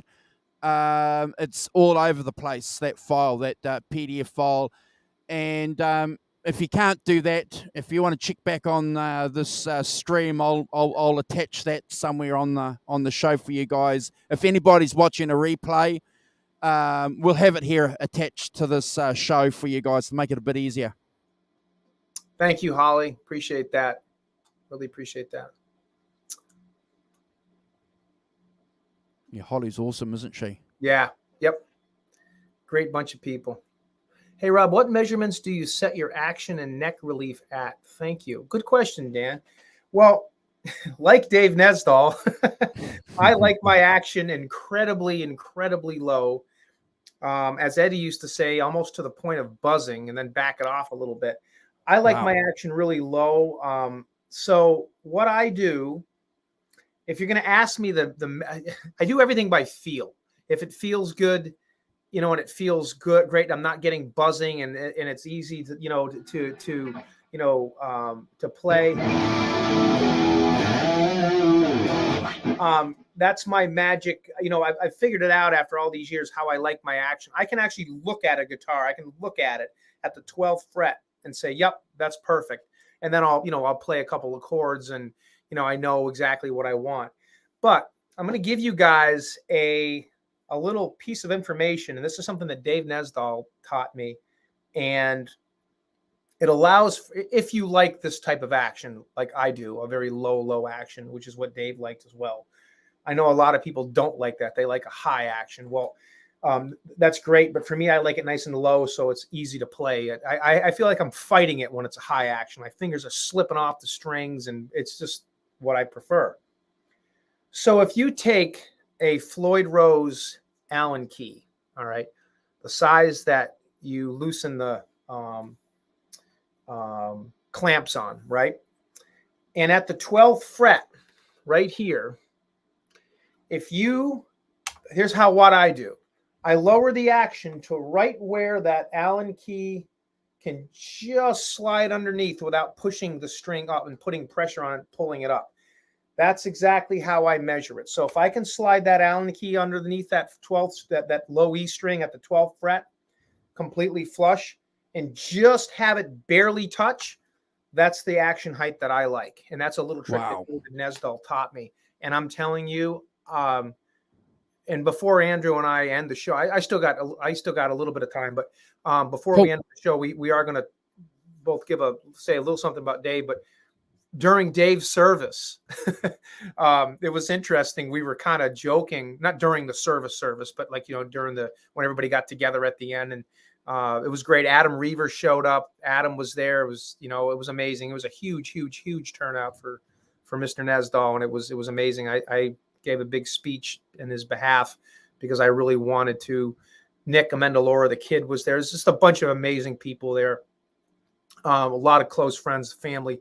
But that came up. We were kind of joking with Dave. He just had these little tricks, that I learned from him over the years, and how to set up a guitar. And then the guy was just a master at it. When I'd go down to visit Dave, I'd look at the guitars that need, and I know how to work on my own stuff, but if there's something I can't figure out, or I'm getting a buzz, or there's just something that's not working, I'm just like, All right. Well, I guess I'm taking this one down to Dave's. I'm taking this one down. And every single time I'd come back and that thing was like freaking perfect. And that was one of the little tricks that that he had. But that's how I like my action. Andrew, how do you like your action? You like a high action, low action?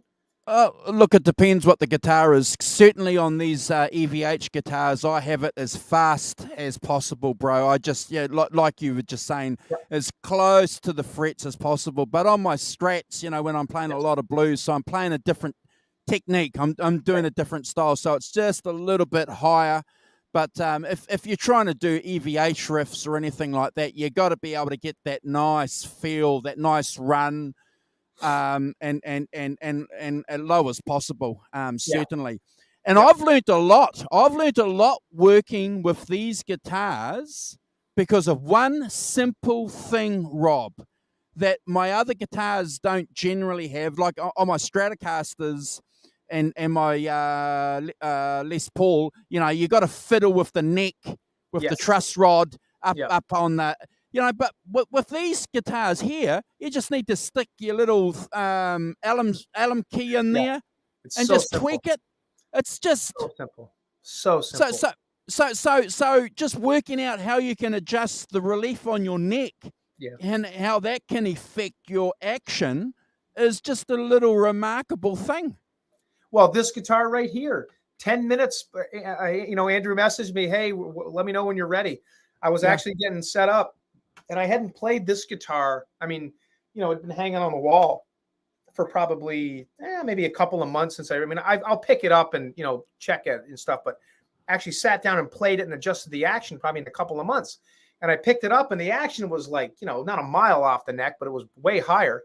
So I'm like, all right, that's a truss rod adjustment. So I take my little Allen key, just tweak it, take a look, retune it. Perfect. It's so simple when you set them up that way. That's one of the things I love about, well, the Musicmans and the Peaveys and the EVHs. They're just so, that was an ingenious idea.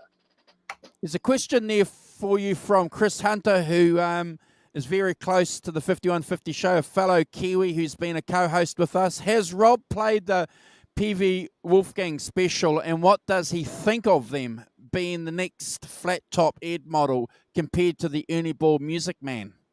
Great question. Hey, Chris, thank you. Yes, I've owned many of them over the years, and right now I have a USA green Peavey Special, which has my Fernandez sustainer in it. It's the one that I don't have to pull. You guys can see. You can see my pictures, but it's got the silver 5150 stickers on it, like Ed played in the 2004 tour. It has a sustainer on it. That is a USA Peavey Wolfgang Special, and I've owned probably 5 or 6 of them. 4 of them have probably been the USA Peavey Wolfgang Specials, which are obviously the flat tops. They were also making a quilt top EXP special, which was made, I believe that was manufactured in, the Peaveys were manufactured in Indonesia. I think they were made. It was Indonesia, or was it, wasn't Japan, it wasn't China. Somebody help me out. I think it was Indonesia they were making them at, which was kind of a weird move for Ed to do, because back then he wanted everything American, but it was something that they did to keep the, to keep the cost down. Those particular Peavey Wolfgangs were probably the lowest budget specials. Well, they were the lowest budget specials. Those had a quilt top on them, but they were a veneer top. They didn't have a maple cap. Indonesia, you're right. Thank you, Kurt. They were made in Indonesia. They're good guitars. The Peavey bridges were not the same as the USA standards and specials. I believe the pickups were the same. The tuners were Grover tuners. They weren't Schallers. And a lot of them did not have the signature on the back of the headstock. But other than that, they were good guitars. The setups on them really weren't that great because they were being made and put together in Indonesia. But they were Peavey Wolfgang Specials. But I don't really speak on behalf of the Peavey Wolfgang Specials with those particular guitars because they were kind of a breed of their own. But the USA Peavey Wolfgang Specials were all flame top, flat top guitars. They came in, well, they made them, they made them in like a ivory, black, gold, all the way around. And then they started coming out with the flame top tops with the basswood backs and everything. Green, red, tobacco, I believe. They had a couple of other colors in there too. I've owned probably like I said, 4 or 5 of those guitars, and they're great. The necks on them feel a little bit different to me than the standards. There's not as much bird's eye. I believe they're made of hard rock maple versus bird's eye maple. The tuners are Gattos, non-stamped Gattos, and they don't have tabs on them, whereas the standards were Schallers. But they're still, Schallers and Gattos are pretty much almost the same thing. I mean, they're very, very, very similar. One's made in Japan, one's made in the States. The pickups were the same, the bridges were the same, and like I said, they were just flat top bodies, and those were USA models, and I love the USA Peavey Wolfgang Specials. Great, great, great guitars. How does it compare to the Ernie Ball Musicman? Probably closer than the standards did, because to me, a standard Peavey Wolfgang neck with a tilt back headstock versus the flat one like the specials were, those felt a little fatter, a little wider of a neck to me, whereas the USA specials felt a little more Music Man-ish to me. That's how I look at it. But very, very similar. Those great guitars. I love them. And I would highly recommend grabbing one of those. Yeah, I love them. And I still have one right now. Well, yeah, it's clear, isn't it, Rob? If you guys, have some extra cash and you want to fire it, throw it at an EVH guitar, they're not going to get any cheaper, and right. we've all had conversations. I remember, just before Christmas last year, having conversations with guys and sharing pics of some of the reverb prices for guitars after Eddie had passed. It's just crazy prices. Yeah, they are. But that's the market. That's that. Rob. Let's be fair, ladies and gentlemen. That's the way it works. Because supply and demand. Clearly, when any artist passes away, anything that's attributed to them, and as we said before, these guitars are pieces of art. So, So, Jimmy Ray had a question. Peavey is offering the old growth original stock EVHs. What's your opinion of those recent releases? Metal Mike actually kind of answered that. Though, yeah, those are the Peavey HP2s. So what happened was basically as when Eddie left Peavey in 2004. Yep. Peavey came out with the HP Specials, I believe. They call them HP Specials. And they had a lot of the Wolfgang. I think they used the Wolfgang pickups. The body shape was a little different. I wasn't a big fan of those. I was always more Eddie Van Halen. I wanted what Eddie had. And I wasn't a real big fan of the overall shape, although I guess the EHP guitars were good guitars. Never played one. Yep. And then there was I forget what the time frame was, but there was a period of time where Peavey could not, due to licensing and Eddie going to EVH, coming out with EVH, his own brand, Wolfgang's, they could not recreate the shape of that guitar. So I forget what year it was, 2017 or 18 or whatever, but I remember when I went to the NAMM show in California, Peavey had the HP2s out. And here's these guitars that look exactly like the Peavey Wolfgangs. Yep. Everything, headstock, body shape, whatever. The only difference is it said Peavey, had the Peavey logo, but it didn't say EVH Wolfgang, which is interesting because Eddie's original prototypes that Jim DeCola made were just like that. So if you want to get something to do a Peavey Wolfgang red balance era, type guitar, you could get an HP2. But I did play those. There's some beautiful colors out there. And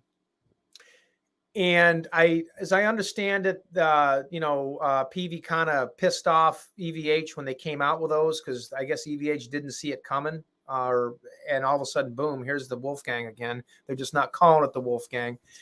They don't sound the same as a Peavey Wolfgang. They look like beautiful guitars. I know Johnny Bean and I both played one, and Johnny wasn't really, from what I recall, I don't think he was very a big fan of it. They've made some changes since 2019 in them. The pickups are a little bit different. They don't sound as hot to me. I think they're coil tapped, I want to say. I'm pretty sure. I could be wrong. Yep. Yeah, they look exactly like a Peavey Wolfgang. Yeah, Metal Mike, you're right. They had to wait 10 years before they could do anything. And as soon as the 10-year mark was up, boom, they came out with it.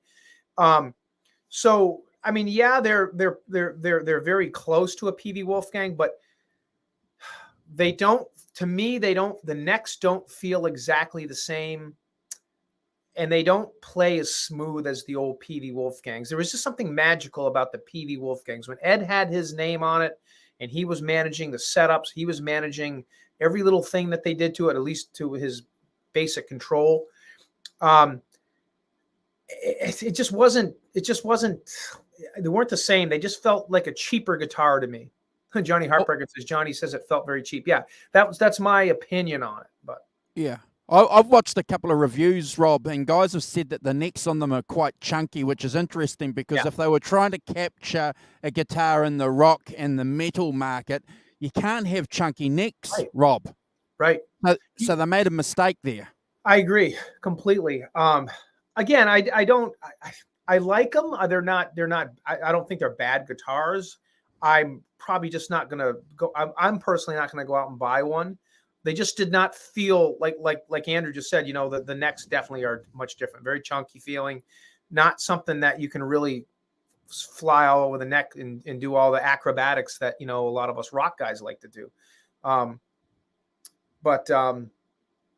Good guitars, definitely good guitars, but they look like exactly like the Wolfgangs. They do have some really cool colors. They got some great options. Joe Suma down at Greenwich Music, who's a guy that a good friend of ours that the people in the guitar community know. He's a big EVH dealer. He's always got the HPs down there, and he had like a tiger stripe finish, which was beautiful. Wow. I mean, yeah, and maybe one day I'll snag one, but they're definitely not anything like a Musicman or, to my opinion, a Peavey Wolfgang, Yeah, Mike's saying the same thing here too, and he knows what he's talking about. Metal Mike, not as straightforward as the Wolfgang. So we know exactly what it means there. Yeah. Mike's got some great guitars. I've seen a lot of his guitars he's collected over the years. He's had some beautiful Musicmans and some Peavey Wolfgangs. He's Mr. He needs an EVH tattoo. Yes, he does. Yeah. We all got to go out and get EVH tattoos, right? Andrew, where's yours? Yeah. Come in, brother. Come in. I'm getting one. Trust me. I've got a couple. I've got a couple of tattoos, but I get my tattoos at Christmas time. So I'm getting two tattoos. I'm getting the silhouette of the Beatles when they're crossing the pedestrian crossing. Yes. And I'm going to get the EVH rings. So nice. Stay tuned. Stay tuned. I love tattoos. Very cool. Very, very cool. Now, have you ever owned an EVH Wolfgang? Yeah. So I've had my first Wolfgang that I bought not long after A Different Kind of Truth came out. It was a Wolfgang. It was a special, and it was a hardtail. And nice. I got that from a guy locally. And what's really interesting, I've only recently had Floyd Roses. All my trem systems have been, Stratocaster trems, Rob. So I kind of listened to what other guys were saying about how they're difficult and they're technical, and I took myself into it because I'm not very, my attention to detail and patience with fiddly little things isn't that great. Right. So I bought this hardtail, and I had it for about 3 months, Rob, because I knew it just didn't work. Because when you're trying to rip off EVH tones in your studio, you got to have the trem. You got to have the Floyd Rose. It's just it's not going to work. So I got rid of it, and then I got a couple of other guitars that had Floyd Roses. But when I got this one here, my EVH, and had the Floyd Rose on it, I was in tonal bliss. Oh, and sure. This is the key. This is the key that guys have to understand. You don't have to be really, really, and girls, you don't have to be great guitar players, but we've got this tone in our head. You've got your amp, you've got your Yamaha or your 5150 or whatever amp you've got, or your modeling system, and you're going to go and you're going to play a couple of notes, and you do some dive bombs, and you want to get Rob as close to that as possible. Got to have a trem. You have to. I mean, as a Chad Wall is funny. He was one of those guys. He did deviate. He got Les Paul. He got a couple Les Pauls, I think, now. But Chad, who's watched the shows, he always would say, doesn't have a Floyd Rose, I can't play it. Has to have a Floyd Rose. Can't have a standard trem. It can't be a stop tailpiece. And David Nesdall convinced him to try a Les Paul, and he loves it. But I will tell you. But he didn't. Rob, but he didn't buy any shitty Les Paul like my 2019. He went and brought an R9 Les Paul, which is 3 times the price of that shitty Les. Well, or you can have one of mine. It's this is the Chinese the Chibson, Which actually, I'm going to tell you, this is a great guitar. It really plays amazing. I mean, you can't. She looks beautiful, bro. It's even in tune. I haven't even played the thing forever. But I mean, it's. I tell you, I lucked out with this Chibson. I really did. They nailed it. You can't even tell. I mean, you can. I mean, but you can't even see the scarf joint in the back. I mean, all the hardware is marked exactly the same. It's a great guitar. Yeah, I watched that program. I watched that video. I remember watching it, and he was, and then he pulls out the R9, and I'm going, if you guys know Gibson, okay, it's just not. That's not a normal. Yeah. Well, if you see his guitar collection, I mean, it's just insane. I mean, it's incredible, unbelievable. And speaking of the Ernie Baum Musicmans, Chad has probably one of the biggest, most incredible Ernie Baum Musicman Eddie Van Halen collections there is. And he has a green one, and those are like rare, and they all have beautiful tops on them. Oh, beautiful tops on them. Mike, he does. He's got an incredible collection. But when we do part 2, we'll have to get him on to part 2. Yes, with us, Rob. We have to get him on, and he can show them all off, brother. Yeah, he would be the one that's going to have. He'll have the most amazing, extensive collection of Ernie Ball, Eddie Van Halen Musicmans. But they really are, though. They're just wonderful, wonderful guitars. And again, back from to how the binding on them is, to how they did that in the factory, to the process that they used, to how they made the necks feel, and just amazing pieces, amazing creations. What I always thought was interesting, every single Ernie Ball Musicman I've seen, and this has got to be somehow how they come from the factory, the bridge pickup is very close to the strings, and the neck pickup is like a mile away. Absolutely. Same with my Axis. Yeah. Yes. Yeah, they're all the same. Yes. In fact, I remember asking about half a dozen guys, is this normal? Yes. Is this not? Because, it's almost like flush with the, but everybody that I spoke to said, don't worry. It's okay. It's fine. It's not half a pickup you've got on there. Yeah, no, and it's funny because I remember thinking the same thing. And I remember I always asked, and the story that I got from one of the gentlemen that worked at Musicman, that did have that was still working there when Eddie was still manufacturing these, they were putting them out, the Eddie Van Halen models.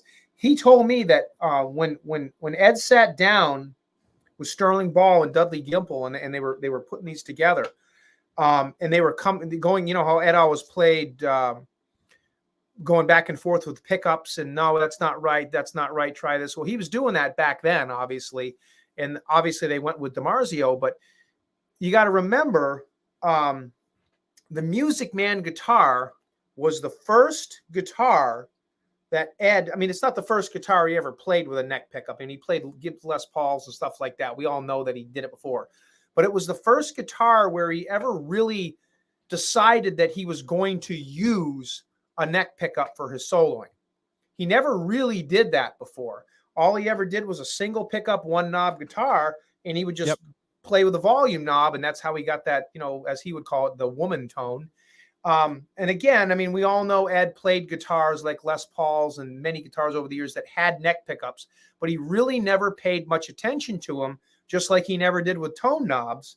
And the story goes that when Ed decided, okay, let's have a neck pickup, I want to experiment with it. And he's been quoted a million times saying in articles that I finally got the combination right, because he could never get a neck pickup to sound the way he wanted it along with a bridge, but he finally nailed it.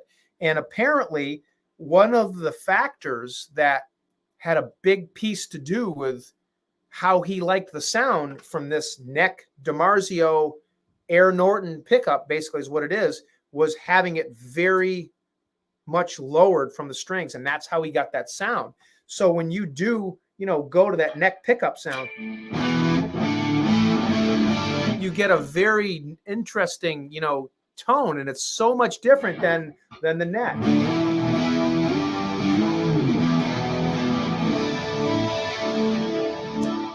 And then you go to your neck pickup and you got that real hot, you know.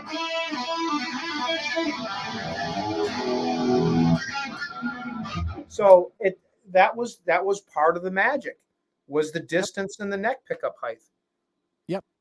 Look, I fully agree. Steve-O 5150 is going to cruise. We're going to cruise too soon, but I just got to do a special shout out to Steve-O 5152, bro, because he sent me the screw eyes, the authentic ones, to me as a gift that I put on my Axis. So I thank you for that, bro. And also, I think we've got Ellen leaving us as well. So, look, guys, we've had about, Rob, we've got 35 crazy people, 5150s in here, hanging out with us. We really, really appreciate the fact that you guys have done that. If anybody is watching the replay and they're at this stage of the show, please subscribe to the social media links that I will attach to this this channel. Follow Rob. Go and have a look at his back catalog. Subscribe to his channel, and hit him up on Instagram and Facebook. And if you want any information, he'll do the best that he can to get back to you, because this community that we participate in is pretty good, and I've got to back that up. I just want to do one little quick shout out to, obviously, Dave Nesdall should have been here with us doing this show. We were only speaking with him 3 or 4 days before, when we were organizing the time and the day to do it. He was so helpful. He was always, he said, look, I'll work with you guys. We'll work with you guys. And, we nailed the time. He won't mind me saying this, but, in our last messages, he said he's never felt so tired. He 3 or 4 days before he passed. So he was, So I have to share that with you guys. And so, we weren't going to, stretch anything out with Dave, but then we got the news that he passed away. And like a lot of Van Halen channels and a lot of Van Halen fans, we've all been paying tribute. And on behalf of the 5150 show, rest in peace, Dave Nesdall. You're a giant. You'll always be spoken of from now on in EVH circles. You've painted yourself into the portrait of EVH giants. Yeah, very well said, Andrew. I guess when I got the phone call from Desiree, the morning he passed, 5 a.m. I think I was the first phone call. I know I was that she made, and I just couldn't imagine it. I had just spoke to him on the phone the day before, and he was telling me how much fun he had when they came out to visit, and we had a great time. We went out and got some great wings, and it was always fun and incredibly relaxing and just good times hanging out with Dave.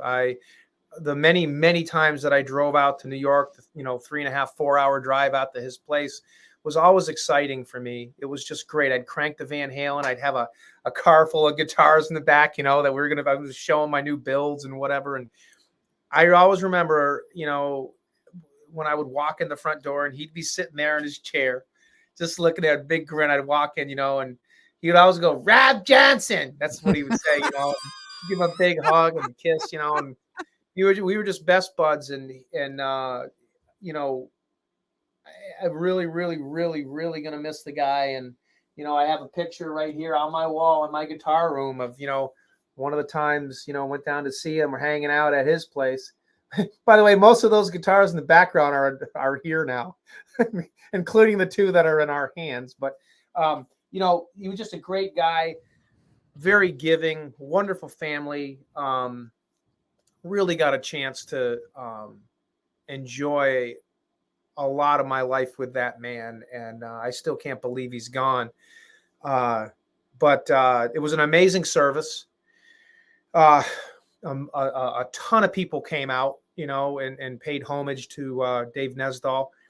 And it was very well orchestrated and put together. And I was able to give a speech, from the bottom of my heart. And I didn't really tell Dave Nesdall stories per se, but I just talked about what he was to me, and he was a great friend. He was just a wonderful, wonderful person. And he definitely was not feeling well at the end. And, it was very hard to see him not be able to play guitar and have, be able to do the passion that he had the last couple of years, but he still never lost that fire he had for guitars and fixing guitars and stuff. And right now, rock on, brother. I hope he's up there just ripping it up with Edward himself and Hendrix and Bonham and, Bon Scott, and just having the time of his life, and Dave Nesdall will always play a big part in my life. And I do believe he's still here with us. And through the joy of YouTube, we can certainly enjoy revisiting. We used to pick on each other a lot. I'd pick on him and he'd pick on me, and we just had a lot of fun. It was good times. Nothing but good times when I look back at that. So rest in peace, brother. I love you. And look, well done, bro, and thank you for sharing that with our channel. And with the people in the chat, because a lot of the people in our chat watch Johnny Bean, and they watch Fruitcake Tony, and they watch a lot of other shows, and no one owns the topic of EVH. We're just fans, friends getting together. Each show has its own different perspective, but I've just got to share one thing. I always loved Dave Nesdall's determined style when I used to watch him on the Bean Show, and he had a very determined style. And if you wanted to, if you were going to argue with Dave Nesdall, you had to be pretty good. You had to know your stuff. You had to know your stuff, because he would have people be putting opinions in the chat like you do on a show, and Dave would say no. But anyway, if people don't like a swear word, you need to block your ears or turn away, because I have to use the swear word in the story. So, and I don't want to get into a big story about this, but when this book was released, we got this book, and there was some cat in the chat saying, "When are you guys going to talk about Andrew Bennett's book? When are you guys going to talk about it?" And no one on the show was would mention it. When are you going to talk about Andrew's Bennett book? And other people in the chat will mention it, and I made a comment. I forget who this guy was, and he said something like, "Oh, you guys are just gutless," or something like that. Call yourself an EVH show, and you're not even going to talk about an EVH book. And Dave Nesdall said, "If you want to fucking talk about that book, go and fucking start your own YouTube channel." That's typical Dave. Yeah, great. and I remember Johnny Bean. That was before he was swearing. Before, that's before you could like swear a lot, and we don't normally swear on our channel. And I remember Johnny B going, yeah, yeah, yeah. But but We, but yeah. but that's Dave though, wasn't it? From what I understand, from what he if it was black outside, if it was raining outside, he told you it was raining. Yeah, yeah. No, it's funny. And Dave, it's funny. Dave and I would go back and forth all the time during the day, like messaging and then on the phone chatting, like, and I only have one swear word to say, Rob, look what this asshole's saying about this guitar. He's telling me I'm wrong. He's like, I know this is a pacer and what, and Dave would get so fired up and so mad because he knew he was right. And I knew he was right. And I'd be like, dude, just let it go. It's not even worth it, but it's not right. And I said, and because you know how it is in cyberspace, you get into an argument. I mean, I'm not even talking about politics or religion. I mean, I don't even go down that road with people. It's whatever. But I mean, I've been called, told I don't know what I'm talking about and I'm wrong. And sometimes I know I'm right, but I won't, I'll typically try not to argue, but I know exactly what he was going through because every once in a while, like someone will just, hit that, they'll hit that, trigger that piece. And you're like, oh, and he would get so fired up and I'd talk him down, and then sometimes I join in and give him a hand. But yeah, he was very, very, very passionate about what he believed in. And he was a mountain of knowledge. He really was. Yeah, Mike, you're right. Trolls suck. And that's one of the reasons why when you do a show, you got to have a lot of good moderators there too, But I don't know who that person was, but that's a true story. Kurt was there, I think, when he saw that too. A lot of us, it was funny. But that's one of the great things about Dave. His reputation. Rob. Yeah. Bro, thank you very much for spending a couple of hours with us on the 5150 show. It's been a pleasure. But more than that, it's been an honor for our channel because you yourself, brother, have a reputation in our community. You're humble, but your reputation is a reputation that crosses continents, here in New Zealand, Australia, and the UK, in North America. This is one of the great positive things about social media. We can connect and make these connections and continue them. The fact that you've been on here sharing a couple of stories with us will always be a highlight for me personally and for this channel. Support Rob, please, guys, on his channel. Go and watch what he's going to do because he said he's going to obviously go and re-edit some of his videos. Please, if you guys want Rob to come back on the 5150 show, go and ask him on social media. Say, oh man, please, Andrew's really desperate. He really needs you. Can you come back? Can you go back? Please help him. If you can do those kind of messages on behalf of me to Rob, I'll be grateful. Well, I just want to say first off, Andrew, thank you so very much for having me on the show. It was a lot of fun. It's definitely an honor. And with your permission, I would absolutely love to be on the show again sometime very, very soon. I feel like in the last 2 hours or so, you and I have become even closer than before. Yep. And I'm going to follow you even more than I did before now, because like I said, it's a cool hang being on the show. So I absolutely would welcome an invite back again soon to discuss anything you want. Thank you so very much. You guys do an amazing show. For everybody out there watching it, the 5150 show, it's the real deal.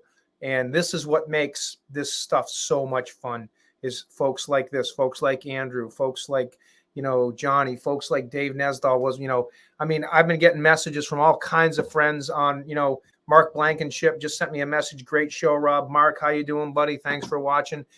Kurt, all of our good friends. Everybody. I have thankfully to all these shows that everybody puts together. John Conklin's here. That's how I've met all these amazing people in the chat.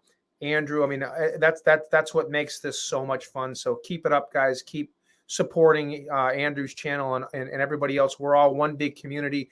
We all have fun. you know, any kind of drama that's out there that we go through, you know, it's all temporary stuff.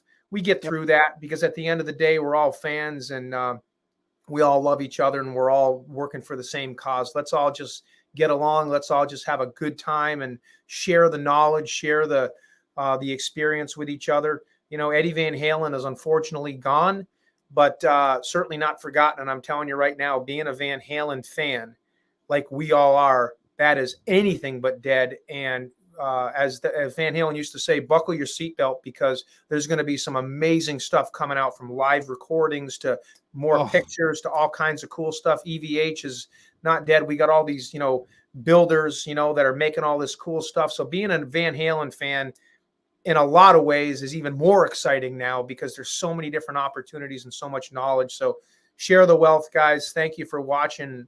Really, really, really appreciate it. And again, Andrew, thank you so much. I had a great time tonight. Thank you, brother. No problem. Really All right. appreciate it. Thank you, everybody.